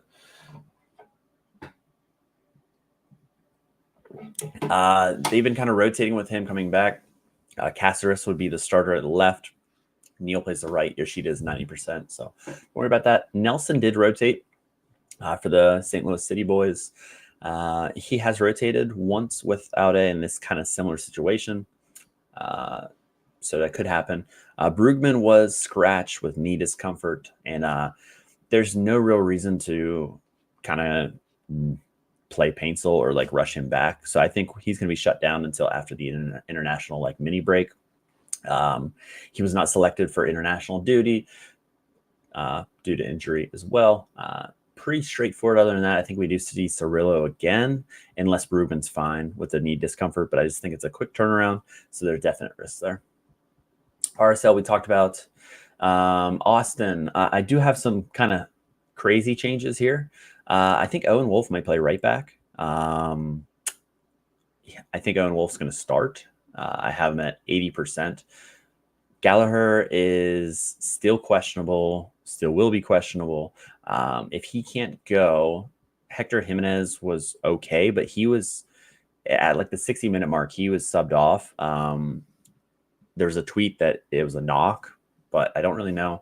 Wolf would be like the only other guy on the roster that can really play right back, unless like Fodry plays or something. I'm not really sure what they can do. Wolf has played right back and left back last year, so there is a chance there. Some of these guys with international duty coming up, like Cascante for Costa Rica. I'm trying to think, is there anyone? Let's see. Who else is Austin? Väisänen for Finland. I can't believe he got called up. And for Venezuela, Danny Perea. So those are guys that are coming up that are going to be on international duty. Good morning, Arthur. Thanks for tuning in. Good morning to you.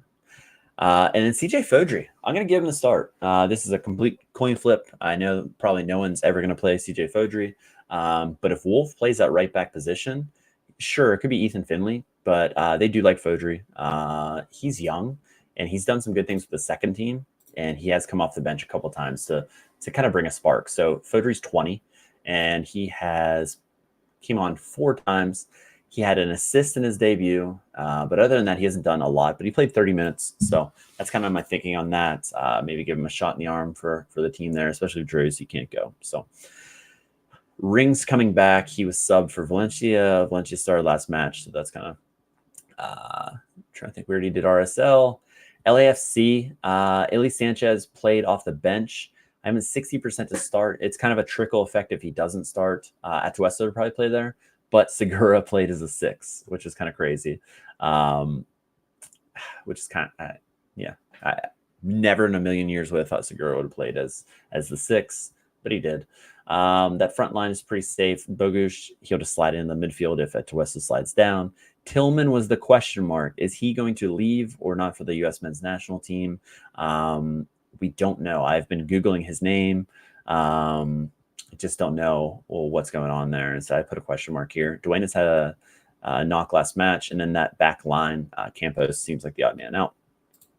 How do I feel about Hector Herrera? Might he be benched? He did play 90 minutes. He could rotate. He could on the road against Portland. I am at 75%. The kind of other thing with that, Blessing scored. He's been in really good form, so that's why he's at 75% instead of like 90. I think he could maybe play like 30 minutes off the bench. Sure, it could happen, but yeah, that's kind of my feeling on that. Jesus Ferreira. So it was how many minutes did we talk about? He played 23 minutes off the bench last match, and with Dallas, they usually go like he's going to play 20, and then he's going to play 35, and he's going to play 45. They've been really easing people in. If we go back to, I was just kind of thinking from the last hamstring injury, he played 23. It's the same exact. And then he played 45 the next match. Then he started. So I'm thinking that's like the same trajectory. And they have another match on the 8th. I think it was the 8th. So maybe he sees some more sub, maybe like 45 minutes. And then on the 8th, he starts. That's what my prediction is.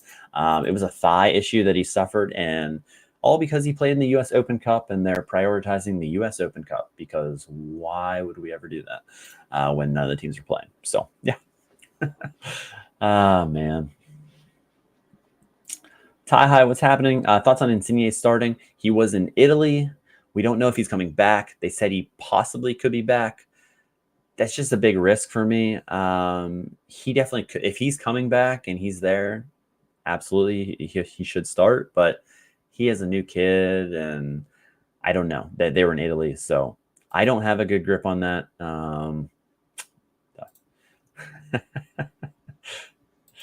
Yeah. Other than that, Houston, pretty straightforward. We talked about this. I think Chara might be the one that's kind of the odd man out as far as just this week with some rotation. Moreno wouldn't feel comfortable starting him. Vancouver, just kind of a rotation fest. Inter Miami. Yeah, sometimes you got to win something, right? And then Rapids. So this is interesting. Laraz didn't start for the first time in maybe all year. I have to look at that. Should be back in the starting lineup. I have it 70%, like the other 30%'s on with Connor Ronan. Will Ronan start back to back? And will Bassett play in that central mid? What are they going to do with like Amir Fernandez? Kevin Cabral was okay last match, but Fernandez is a little bit better, my opinion. So I think there might be some rotation there where we might see Bassett here, or we might see Bassett here. But Amir Fernandez, I'm at 70%. I think we will see him starting, but there could be a little bit of switch. We talked about Bombito. If Canada, I should be maybe a little bit lower on that 80%, just because if Canada, if he leaves, like obviously he's not going to play. So it'd be interesting to see if he joins up with the team or not. I would love to get some information on that, but again, we don't have it. Talked about Atlanta United. Pedro for Charlotte. Pedro was subbed off last match with a knock. So I think Byrne would slide over to the left side. Hopefully Trippin B agrees. And then Lindsay on the right side. But again, that's if Pedro can't go. Uronin's coming back. But again, he's been questionable for like the last 3 matches, but hasn't been in the squad. So the midfield there, it's kind of a toss-up. Ben Bender scored last match. So it's good to see him back in the lineup. Former first-round pick, number 1 pick. I can't remember what he was in the Super Draft. Abada should be the right wing again, all things considered. Pretty straightforward on that. And then our last matchup here, Columbus Crew. So 21% at Pachuca, 60%. They are up against it. It's going to be a tough one, having to travel to Mexico and play. They should be rested. The big news is Cucho. The idea is he'll be available, is the quote. You got to think he was resting and getting fully healthy for this match. I mean, they've been prioritizing it for like the entire season. It makes a lot of sense. I think, the key starters are going to play. So like your 90%ers, their key starters are going to play.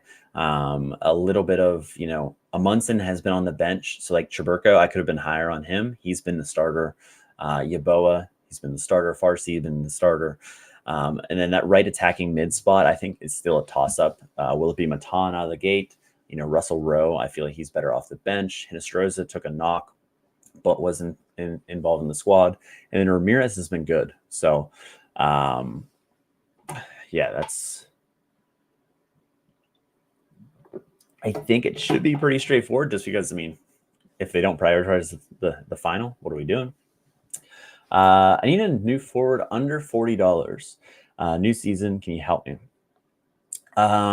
Is this limited or rare? Limited. Okay, let's look.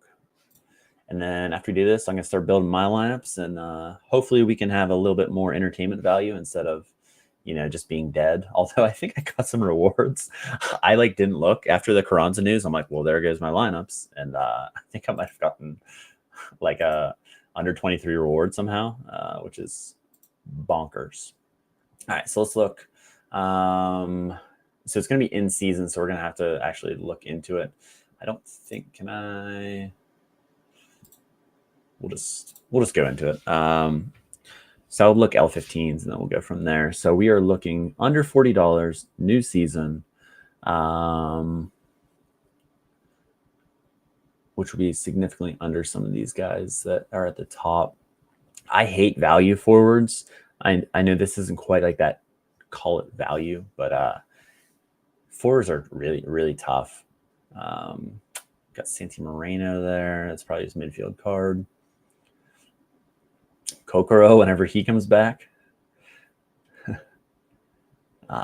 This game week DMP. How much is a Jesus Ferreira? I know we've talked about Jesus Ferreira. What's his new season's going? I mean, that's crazy.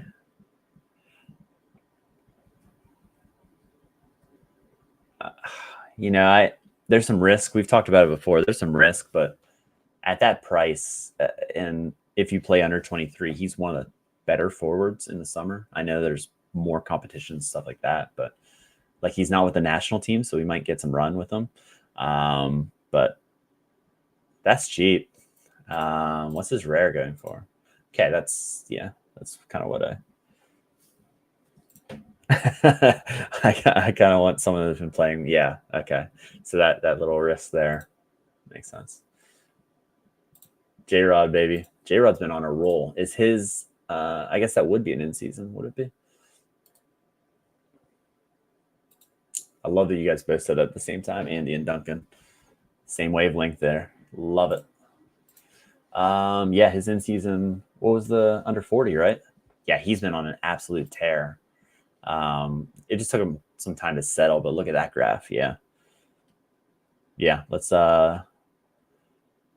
if you want someone to play this game week, although home against Houston, why not? They're in great form. We got a nice run out here. I know some of these, home against Minnesota isn't that good of a matchup. But not the worst. Yeah, I'm gonna have to. That's a great shout by the chat there. He is on a tear. Them getting into form too. This mid-game week, the points for threshold rewards were very little in most competitions. 300, under 23, no good. Was very low. Santi Moreno, yeah, he's come back from injury, but he's solid for sure. I like J-Rod a little bit better than him, but Santi can have good scores.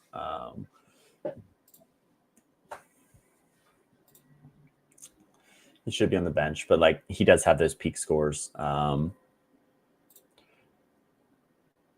if you kind of look here, he had a good run out. And again, you want someone to play this weekend. So, any chance he gets into Uruguay? Boy, I don't know. I don't know if he's on the radar. Would he be? I don't know that one. Uruguay didn't really say anything, so like I haven't seen a projected squad or much. So when in doubt, go to Wikipedia, right? I mean, Wikipedia is not the best, but I do like to see the last squad that they had, kind of thing. So here's that friendly squad that I was talking about, and this is why, like, the Luis Suarez, they're all from Uruguay. So Montevideo City, Montevideo Wanderers. I've heard of Penarol, however you say it, but Nacional, I've heard of them. Boston River sounds like a great club. Defensor Sporting, I feel like they've been in things, but so that's like the current squad. Obviously, this is just for the friendly. That's May 31st. But I do like Wiki for international stuff sometimes whenever it's tough to get. And then the recent call-ups is always interesting just to see who's been called up. But yeah, Davidoff, thanks for coming in. Appreciate you. Yeah, we're lagging here. There we go. But yeah, I'm not really sure. Has he played? Let's go to his. Has he played with them? Oh. He hasn't played with them at all, so maybe not. And he's 30. Well, he hasn't played it covered. So are World Cup qualifiers covered? And yeah, they are, right? Because like Neymar was at cheat code that one time. Yeah. All right, let's get rid of the builder. Sort all. Oh, sort all. He has. Shoot. In the last year. Yep, my bad. New guy here. I just meant, yeah, they're definitely covered. Yeah, sort all. You idiot. You blew it. Yeah. And this is why I'm not on the Server Data podcast to show things. Yeah, okay. Now we're talking. So how recently has he played? Okay. So he's not a key guy, that's for sure. Few starts. So you would think, I don't know, maybe the MLS like block, but maybe Suarez brings him with him. I don't know. That's a good question. All right, so I'm going to build my lineups, just rare, see where we're at, go through my thought process of how to build terrible lineups. He seems safe from international duty. And let's start at under 23, just because we got the Sanfrecce boys, and they're 69%. Nice. You love to see it. And will they keep clean sheet? Will Mitsuda play? Yeah. Oh, no. You got sniped. Somebody must be watching the stream. One of the 35 people. Just kidding. Definitely just kidding. Server probabilities. The sheet. This is kind of with pretty much everything gone. Projections wise, this is legit. You can go to my players. I do this as more of a tiebreaker and just to kind of see. Let's see. Did I not update it? All right, we'll update all data and then go from there. But you can see the percentages. I do the MLS. Like Lewis is in here. He does England. So it does give you a little bit of a reference point to then kind of go in and do your own research. Like Sanfrecce, will Mitsuda play? That's all I really care about right now. What do we think on Sorare? 89% think. I would put a question mark because this is just infuriating. It's just a bummer just because he was so good. Like, if you go past a year before he got injured, like he was putting up hundreds. He was really good this year too. Like, and then 45 minutes and then the bench. Just, I know they lost 2 straight there and they didn't win any of these matches. I get it, but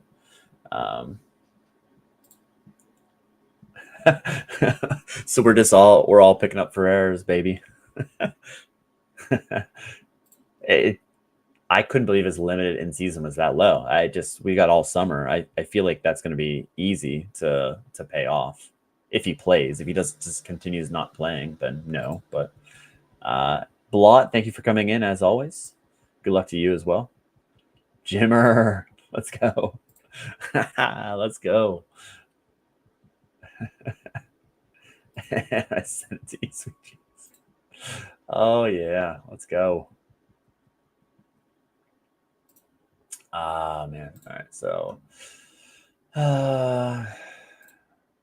bunch of D-gens, baby. I mean, we're all D-gens. Who be kidding here? Could be worse. We're just doing so rare, right?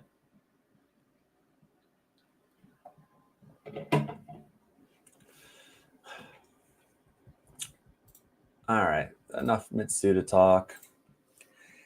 Let's go to the pick scores and let's see under 23 if I have a chance at it. I've been trying to get after it lately, but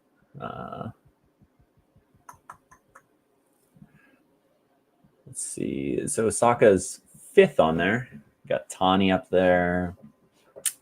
Atalanta. I do have Vandevort as well. So as far as I have Schulte as well. He's got him. Oh my god. Bring it back. Let's go. You love to see it. You love to see it. Oh man, that's great. I don't know if I'm like delirious from like lack of sleep, but like I'm all for that. I'm all for that. Like Harriel's number 2 again. Like I guess I just go after under 23 and play him. Tolkien's down here. So I do have some good options. I figured there wouldn't be a lot. Yeah, so I play a little bit.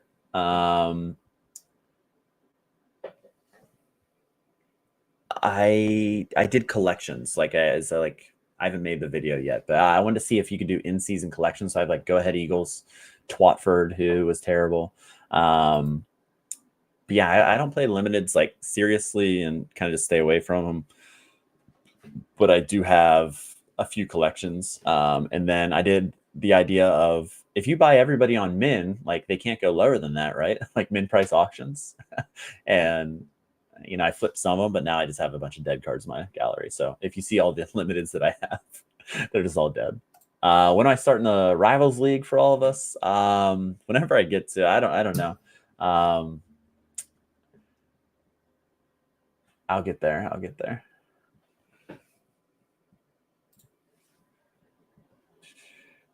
Oh, you sent it to me. Why'd you send it to me? Yeah, I don't need that. You sent it to me. No way. I'll send it back. I apologize. Yeah, I don't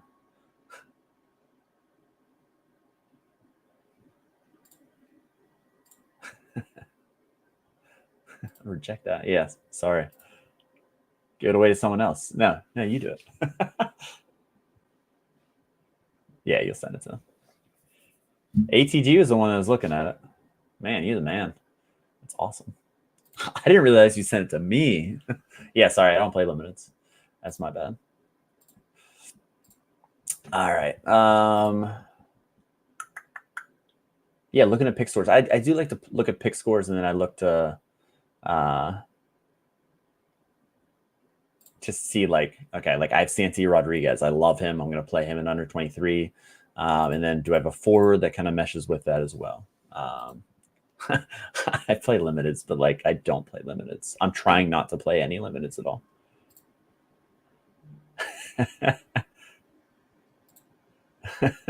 I don't want to swap your cards. Yeah, mine nothing. Oh, that's great. Send ATG.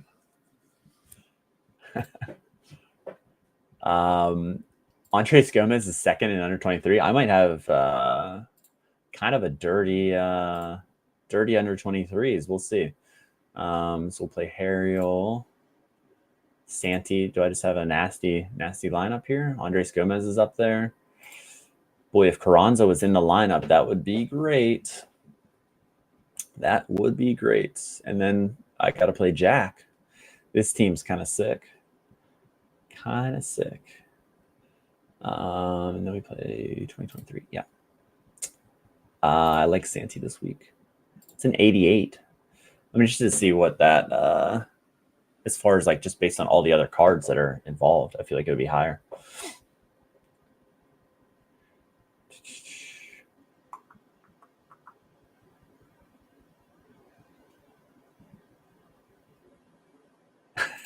Send limited equals ban. Yeah, Kobe, I won't forget you. Yep, sent me to the All-Star game. That was great. Appreciate that for sure. Sorry, I'm just catching up on some of these. Rare American forward under 20 euros. Good for cap. Whew, man, you're not going to get a starter for under 20 for a rare. Like forward, it's just really hard to dumpster dive for like cheap guys for cap 240 or because you need a starter, and the guys that you're going to get for that price just aren't starters. In my opinion, I apologize. Another question of building lineups. Most important team in All-Star. I have no clue which striker. Klaus against Miami. Driussi probably won't play. Carranza might not play, but could. Kuipers, Abada, Tusudali. Not a. Let me just. Where am I even going? Here we go. So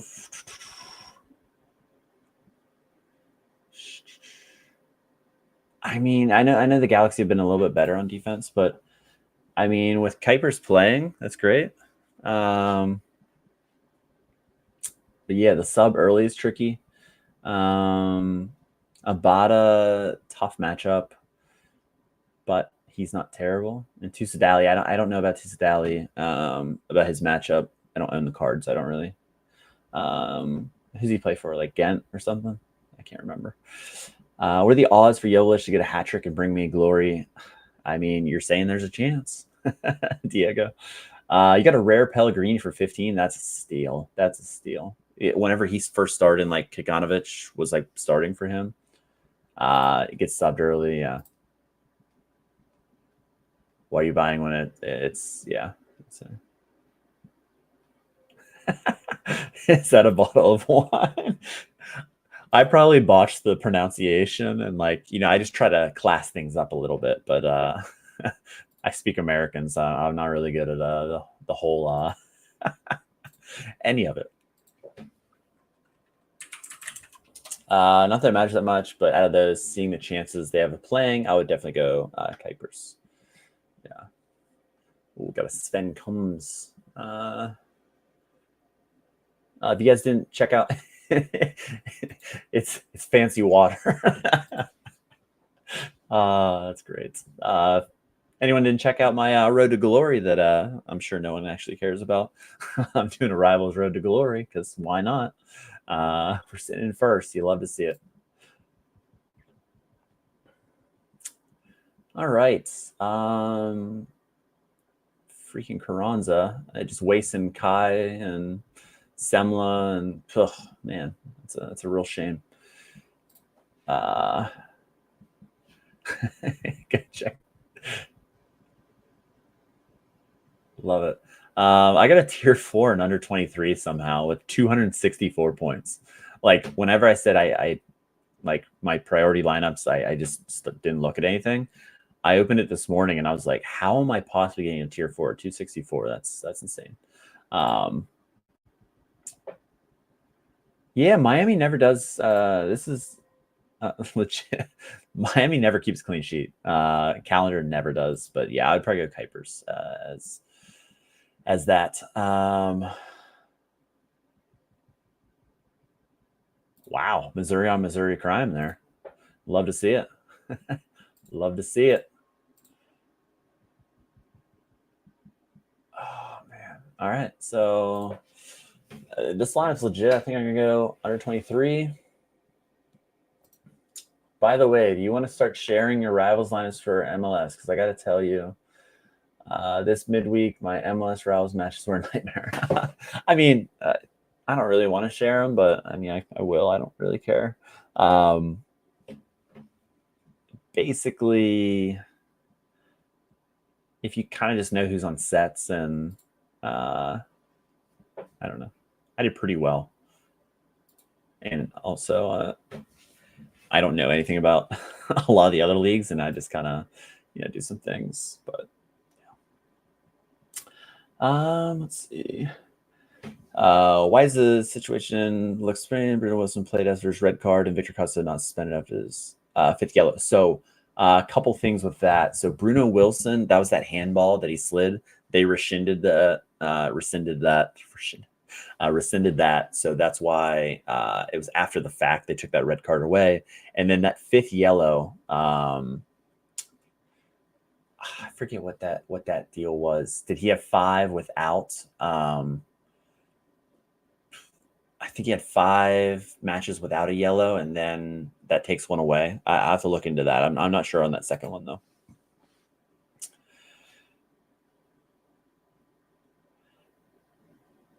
Yeah, maybe it's just D1. I mean, D7. Like, not to knock anyone in D7, but I mean, I'm going like 15-1 the majority of weeks so far. So it's I'm sure D1 I'm going to get my ass handed to me, but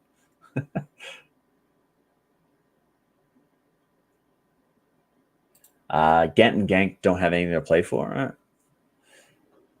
Interesting. So maybe Van de Voort doesn't play. Like, do they just rotate? But I feel like it's Van de Voort's. Not that it's. I know you're talking about different players and stuff, but Van de Voort's swan song, right? He's going to Leipzig. What do you guys think? He's going to start at Leipzig? I haven't followed the situation whatsoever. I just hold the card until it goes to 0. As a true degenerate. Oh man. I just keep losing my train of thought. Just trying to get this lineup in here. Oh man. We're really losing it here. Osaka's not even going to keep a clean sheet, so I don't even know why I'm throwing him in here. So we'll backtrack to this whenever he doesn't have a clean sheet. Harry, I do like him. I love McGlynn, baby. I wish Mitsuda could play. That'd be a great spot. I wish Ferreira. That's not a good spot though. I wish Carranza. But we're gonna have to play the informed man, Andres Gomez. Oh, I didn't even play Ricky Puig. Jack McGlynn. I didn't even look. I didn't even look at Ricky. I think McGlynn's gonna put up 100 this week though, so it might be a stupid thing, but I think he's gonna have a corner assist. They're gonna actually score. And I really like Santi, so yeah, I'm gonna go with that. Whatever. Massive game. So do I play him? I mean, I feel like if it was sent to you, you have to play him. Oh, they play for the last international, so they have something very important. Okay, sorry, just reading comments. Oh, Leipzig starter just signed a new deal. You hate to hear that.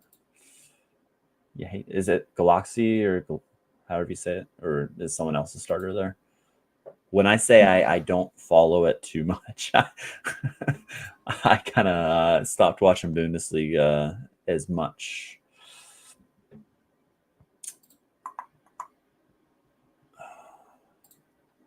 All right, so in season, what can I do here? Okay, it's Galaxy. Galaxy in American. It's definitely not pronounced like that.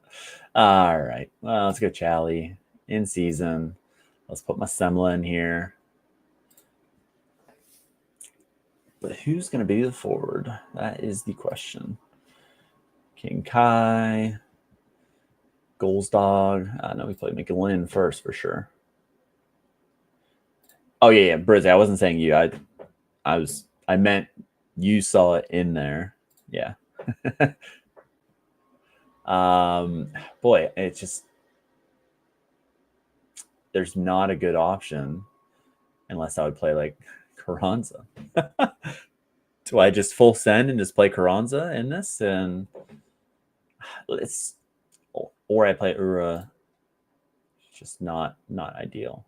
Like, so I could play an in season, and then we signed till 2026. What are we doing here? No Vandevort then, huh? I guess I'll hold him till 0. I already played. I think I paid like 2 and some change ETH. Yeah, sometimes in the Discord it can be pretty brutal with different things, for sure. I don't like Ajimans. This is tough. May as well have a blank spot over her. Yeah. I mean, that is a valid point. I mean, I think Carranza. I mean, it wasn't a big deal. He's so bad. I love that everyone just knows he's so bad. He's terrible. He's so annoying to watch. I hate watching him even run. Jesus equals podium. Jesus, take the wheel. Let's go, baby. Luis Henrique has a good matchup. Aren't they playing Corinthians? That doesn't seem like a good matchup to me. 46% to 25. He just came off the bench last match too, didn't he? So he should start this one. Yeah. I'm sure I'll play him somewhere else, but I'm gonna go for it and then throw Ricky Pooge in there with him.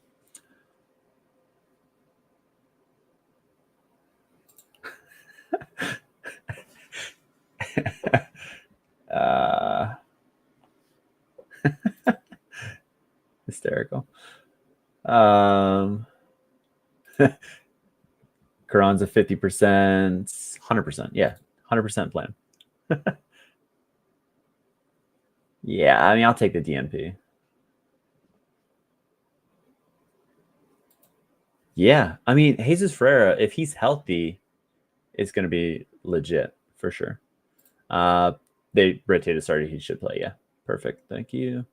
What's the reason Carranza played? So he suffered a knock in the Charlotte match, and then he trained. He had a little bit of pain. Then he woke up and he said he texted Curtin and he said, he just it's lingering. So saw Andres Gomez. I'll sell him right now.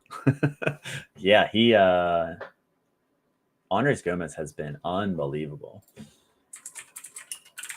If you kind of just have followed last year, he stepped away from the club a little bit. He's super talented.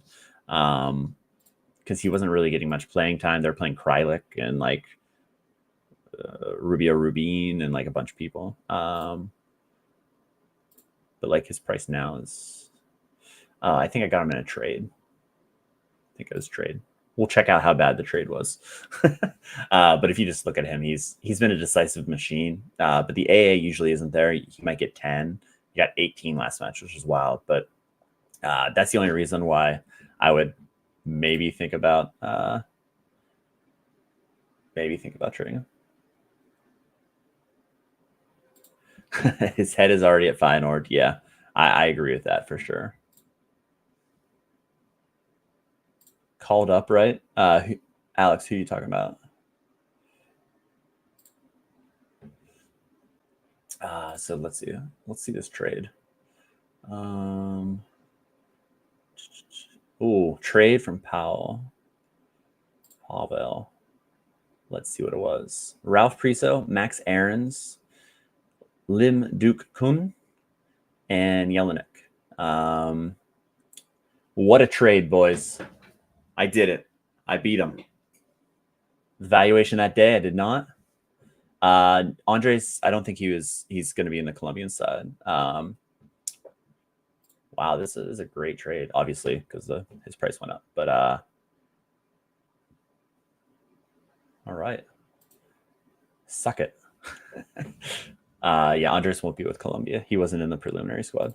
Is Elliot Harriel safe? I think Ariel.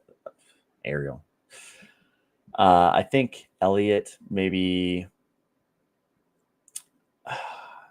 is a little bit risky, but I have both of them starting. It's just will Lowe play?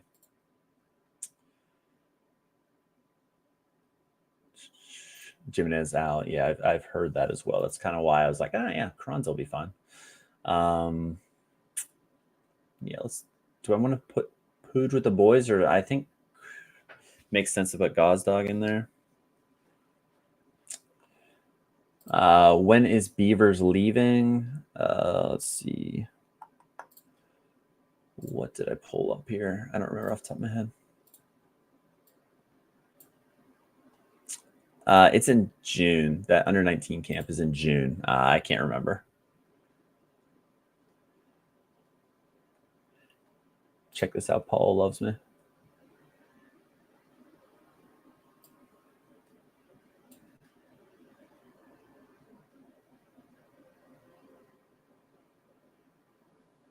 Yeah.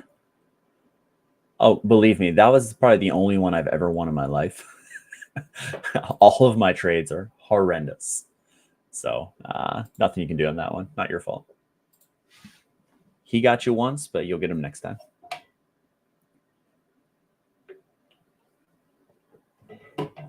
I'm just going to go full Philly. And then if it kind of falls apart, Ricky Pooj, just don't worry about it.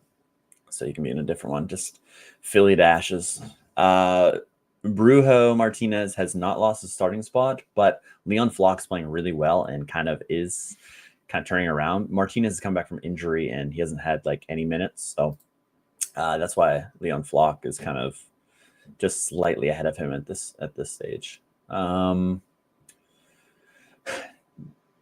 has been really good. I think McGlynn's going to get 100. Might be crazy not to go after him, but for now I'm going to put Kai. But 91, man, the sky's the limit. I don't know if I've had 90 plus in season. Yeah, if Carranza plays, so I'm gonna roll the dice. I'm gonna roll the dice. I wouldn't suggest rolling the dice. Like in my predictions, you'll look at them. I don't even have them starting, but I might have to bump that. But which one are we gonna put it? My podium one, the winner here. I've had pretty good form here. I stayed up in D1. 800 for the winner on a weekend. I know all the leagues aren't playing, but that's half of what I got. That's crazy. We got 84 in D1 right now. What did I do here? Don't put the other guy's dog. The one that's the winner. Now we're talking.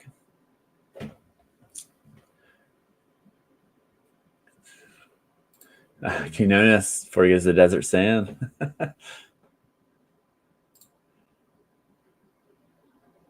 Thanks, Gonzalo.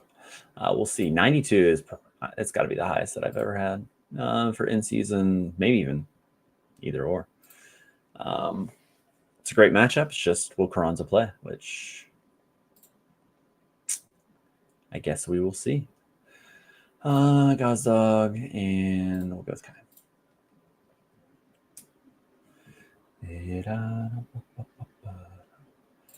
All right, where are we going next? Do we go in season again? Do we go all-star? I mean,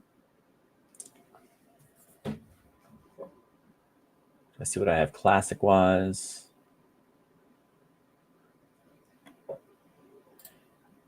Andy, I think he's in Saudi now. Sani may not make it back. Oh, here's that first game that could be under 23 heavy. Interesting.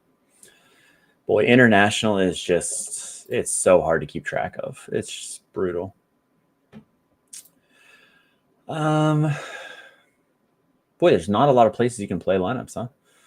There's only a couple competitions open. Let's go to this Contender Classic. Just, I don't think I have a goalie because I played Osaka. Yeah, makes sense. But I have show. I might bump into All-Star and send it. It's just like calendar. He's never going to keep a clean sheet. You can just lock that in. He's not going to keep a clean sheet. I need to sell him actually because if somebody comes in, which is very possible.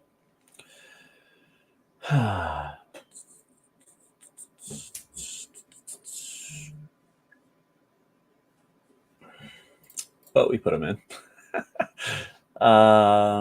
We go show. We go Ricky. Because we love Ricky. Boy, if Mitsuda would play, I would love. I saw last Philly game. Does McGlynn take that? So, yeah. But actually, since losing the free kicks, he's actually scored better, which makes 0 sense. If you have, there's a great article there if you've ever seen that. If you have RotoWire, it does. This is behind a paywall, but if you go here to MLS, these are my projected lineups. That's not behind a paywall, I believe. But the odds reports, and then you can get a free kick tracker, and then whoever you're looking for. So Philly. If we look back, McGlynn had 3, Kai had 1 last match, and Gosdog actually had 1 as well. But then that 3 there, and let's go back a little bit further. Here was the big one. So it was 10-2, and then it switched 4-3, 3-0. So there's definitely been a switch in them. But how Kai scored is kind of crazy. But yeah, it's definitely something to consider. I haven't looked at any lineups as far as, let's see, is there a J League in the doc or in the sheet? Let's see. Do we have J League? We do. Okay, so let's see. I assume Mitsuda isn't a set starter. I mean, there's no way. There's absolutely no way. Mitsuda, 40%. Yeah, that'd be nice to have him playing though. 72 projected. So he'll probably come off the bench. I don't want to play Carranza in this one. What about Ohashi? Stick to the same game. Go Ohashi. 80% to start. You have a full Philly stack, yeah. McGlynn, he's going to be away, very for the Olympics. So Wagner will be on all sets there. So keep that in mind as well. I guess, how's Ohashi been scoring? Because I haven't played him, and not great at all. Wow. He had some nice scores though. Got a little bit back off that. I think I just mushed Sanfrecce or Hiroshima. I should just call him Hiroshima because I feel like I'm botching the name pretty bad. It's just my forward options, you know. I don't want to put Carranza in both of my not both of my top lineups, but both of these. But he's probably a better option than all of them. I just live and die by the Carranza. Kind of just like matchup wise, I'd rather have him off the bench than some of these guys starting. So let's push all our chips in the middle of the table and just get after him, and then throw Kai in there and just pray that he plays. I think that makes sense. I usually do. It's usually Ricky Puig every time. At Chicago, it doesn't really scare you that much. He can still do it regardless, but like Kai in that matchup, he's putting up 90s. So like, I mean, that's an 85 if he plays. That's another one that's legit. You just hate that. You just hate that Carranza isn't like sure to start in this matchup, because you just it'd be great. Go big or go home. Absolutely. Why not us? Why not now? I mean, the lineup won't really matter because he's not going to keep a clean sheet. So that limits the upside significantly. But we ride. Like Paintsel will be nice to have back for sure as well. Mitsuda, Jesus Ferreira.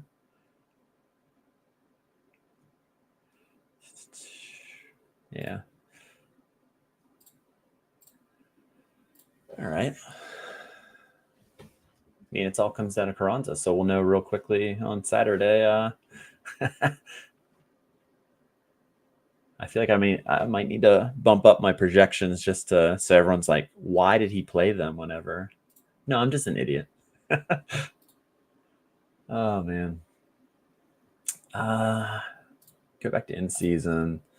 See, I don't have a keeper, so I'd have to play like Van de Voort. Do I have a forward in season that's not Ajiman? No. It's like, does this even make sense to run in like D whatever? I think I have D1, D1, and D2. I just can't compete though. I mean, I could go Harriel. Gosdog, maybe have to play Sullivan, but they got everything. Yeah. Guess we'll go Harriel. I know, right? Like forward position is just absolutely depleted. Like having these guys is great whenever they're all playing, and it's just been brutal. It's been brutal. Barriel, bad match against Sao Paulo. Kramashi, there's just a slight chance he doesn't start. Like Barrera is going to start. I might have to play him in Classic, but Gazdag's easy. Ajiman's pretty much don't have a choice. And then it's kind of, do I play Sullivan? Do I play Glesnes? Glesnes would be the safer option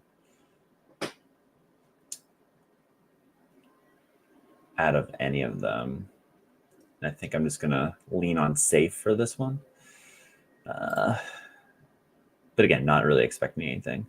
And then do I feel like Gazdag gets a penalty and he scores? And we'll just curious what pick score 7 slightly higher. All right, in season. Oh, I got a 3, so I'm gonna play that in 3. Upside's not as high, but I won't get relegated. Well, maybe.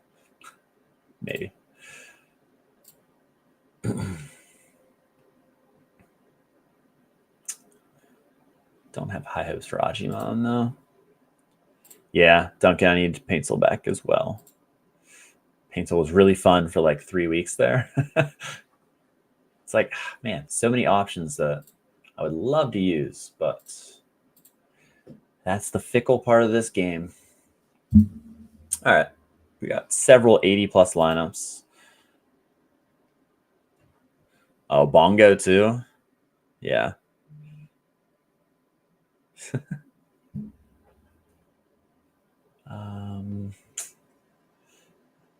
Go Classic now, and then 240. Call it a day. Who's everyone like for Champs League? That's a good question. I'm rooting for Dortmund personally, but I don't know. I hope Dortmund wins, but I don't think they will. Obviously.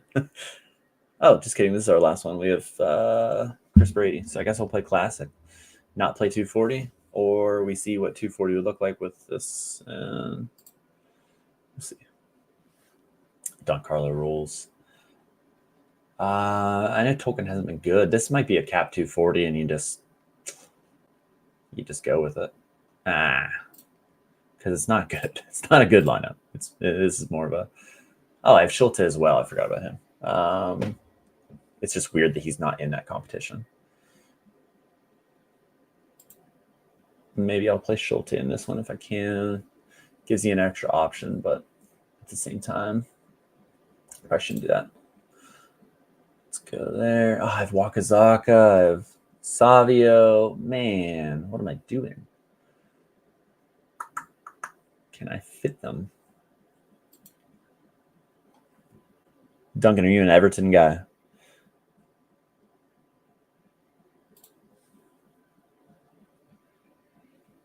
I guess I play Ura. Penny pension here. Oh no, Abada. We play Abada for sure. 34. Yeah, love it. Yeah, we can do this. So we'll do this. We don't have to play Brady. We'll play Schulte. Hopefully they don't concede 3, but they probably will.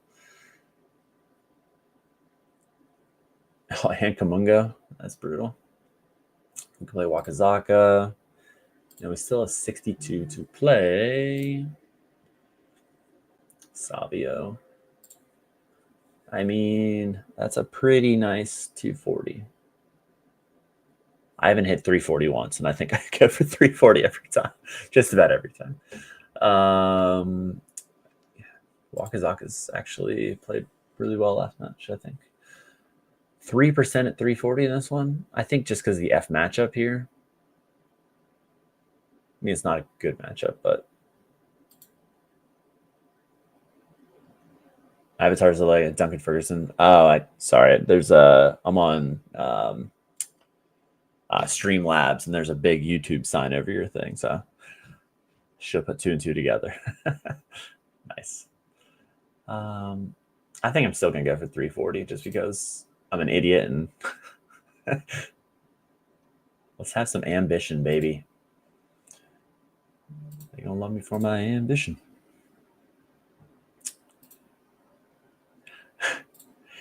Yeah, that's at the moment. At the moment, this is true. This is true. Tolkien, right? Yeah. Tolkien, Wakazaka, Abada, and Savia.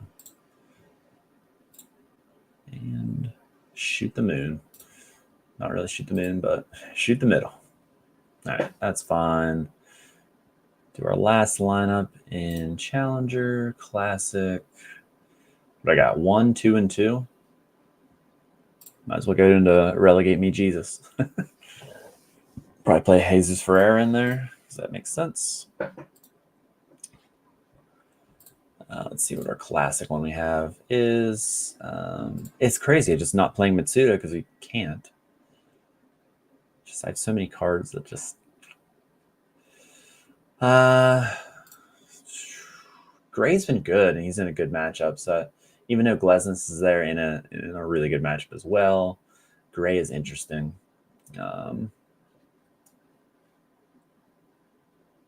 His current form is really good. I mean, assists in both, plus really nice AA. I mean, that's not going to happen every time, but that's the Gray that we saw that was playing right center back last year. But at the same time, I could play Glesnes. We'll come back to it. Quinn Sullivan. I have Bedoya starting, but I'm in the minority on that. Barrera starts. Just not what you like to see. Kramashi. I might just shoot the moon for this one as well. Torres is listed in the Uruguay squad. That doesn't seem right. He shouldn't get called up. He has not been good. Let's go and shoot the moon with Kramashi just in case. Luis Henrique in a bad matchup. Kerwin in a bad matchup. Everyone in a bad matchup. But we're going to go Jesus Ferreira. Just get relegated here. He'll come off the bench and score. Nah, it's a terrible matchup. Just got to be better. Ura is going to score. We all know it. We'll throw Glesnes. You hate it. This lineup stinks. Do we go Quinn Sullivan? Probably right. 14%. Yeah, this is a relegation for sure. I don't even know. This is terrible. Torres Waterboy. Yeah.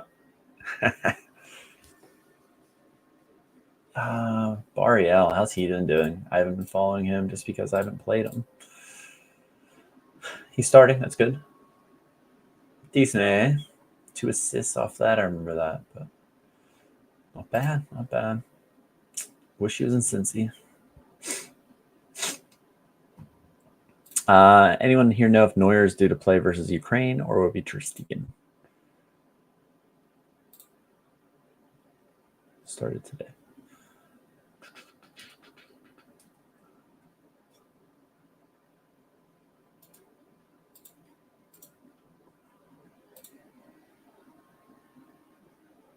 Oh, he started today. Gotcha.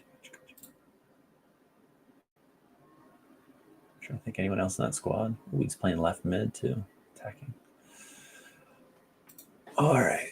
If anyone has any other last minute questions, I'm kind of, I guess it's been 2.5 hours. We've been rolling. I appreciate everyone hanging out in here. As always, if you have any last minute questions, I'm sure there's going to be terrible DNPs, and we're going to get the pitchforks out for me. But trying our best here, that's for sure. I'm just gonna. I guess Glesnes could be good. That's crazy. Yeah, Cifuentes as well. Yeah, he went to Rangers, now Cruzeiro. There's some weird moves. There's some weird, like, people trying to get out of MLS and then bouncing around. That's pretty bizarre. How bizarre. How bizarre.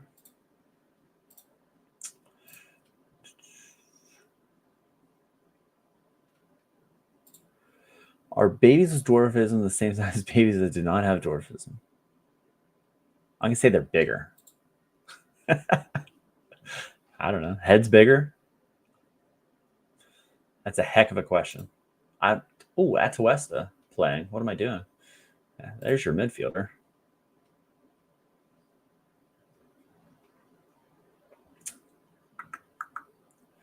And Kerwin, bigger heads, yeah.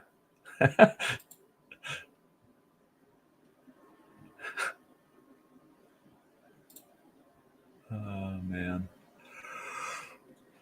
Oh, I don't even remember who I did. It was throwing me off. Quinn Sullivan or Kurmashi? I'm going to go Quinn Sullivan. I don't know why.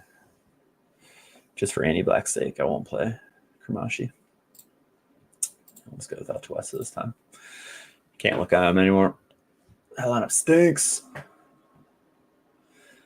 All right. If there's nothing else, might as well wrap it. I appreciate everyone for coming in. Sure, I'll talk to a lot of you guys tomorrow before lock. I hope we get some news. But question of the day was definitely the dwarfism. You love to see it. And we'll roll with that. Here we go. Before we step off. Struggling to pick between leaving one of Almada's for an Atlanta stack with either Guzan or Cohen. That's tough. And play Artur and All-Star. Would you go for the stack, or is Artur just as good? I would go with whatever's less risky. You got Almada in the other one. Boy, that's a good question. I actually don't know.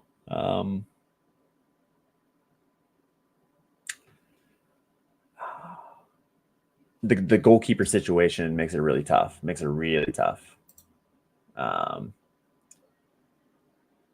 So that's tricky. Because it's a coin flip for me, and I honestly have no idea. Taco Slayer, good luck this weekend. Good luck to you. Duncan, cheers. Thanks for coming in. Kobe, Rivals League. Okay, I'll do it before I go to bed. Hershey, good luck to everyone except for the Rapids. Love to hear it.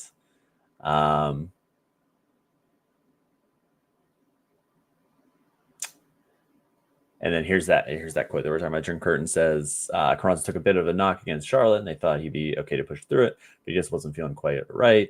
There's a timing is funny with transfer rooms, but he had a real knock. Hopes to be okay. Pray. Let's go. Bob Flynn, let's go, baby. Good luck this week to you as well. Hey, you take the ticket and you run with it. Let's go.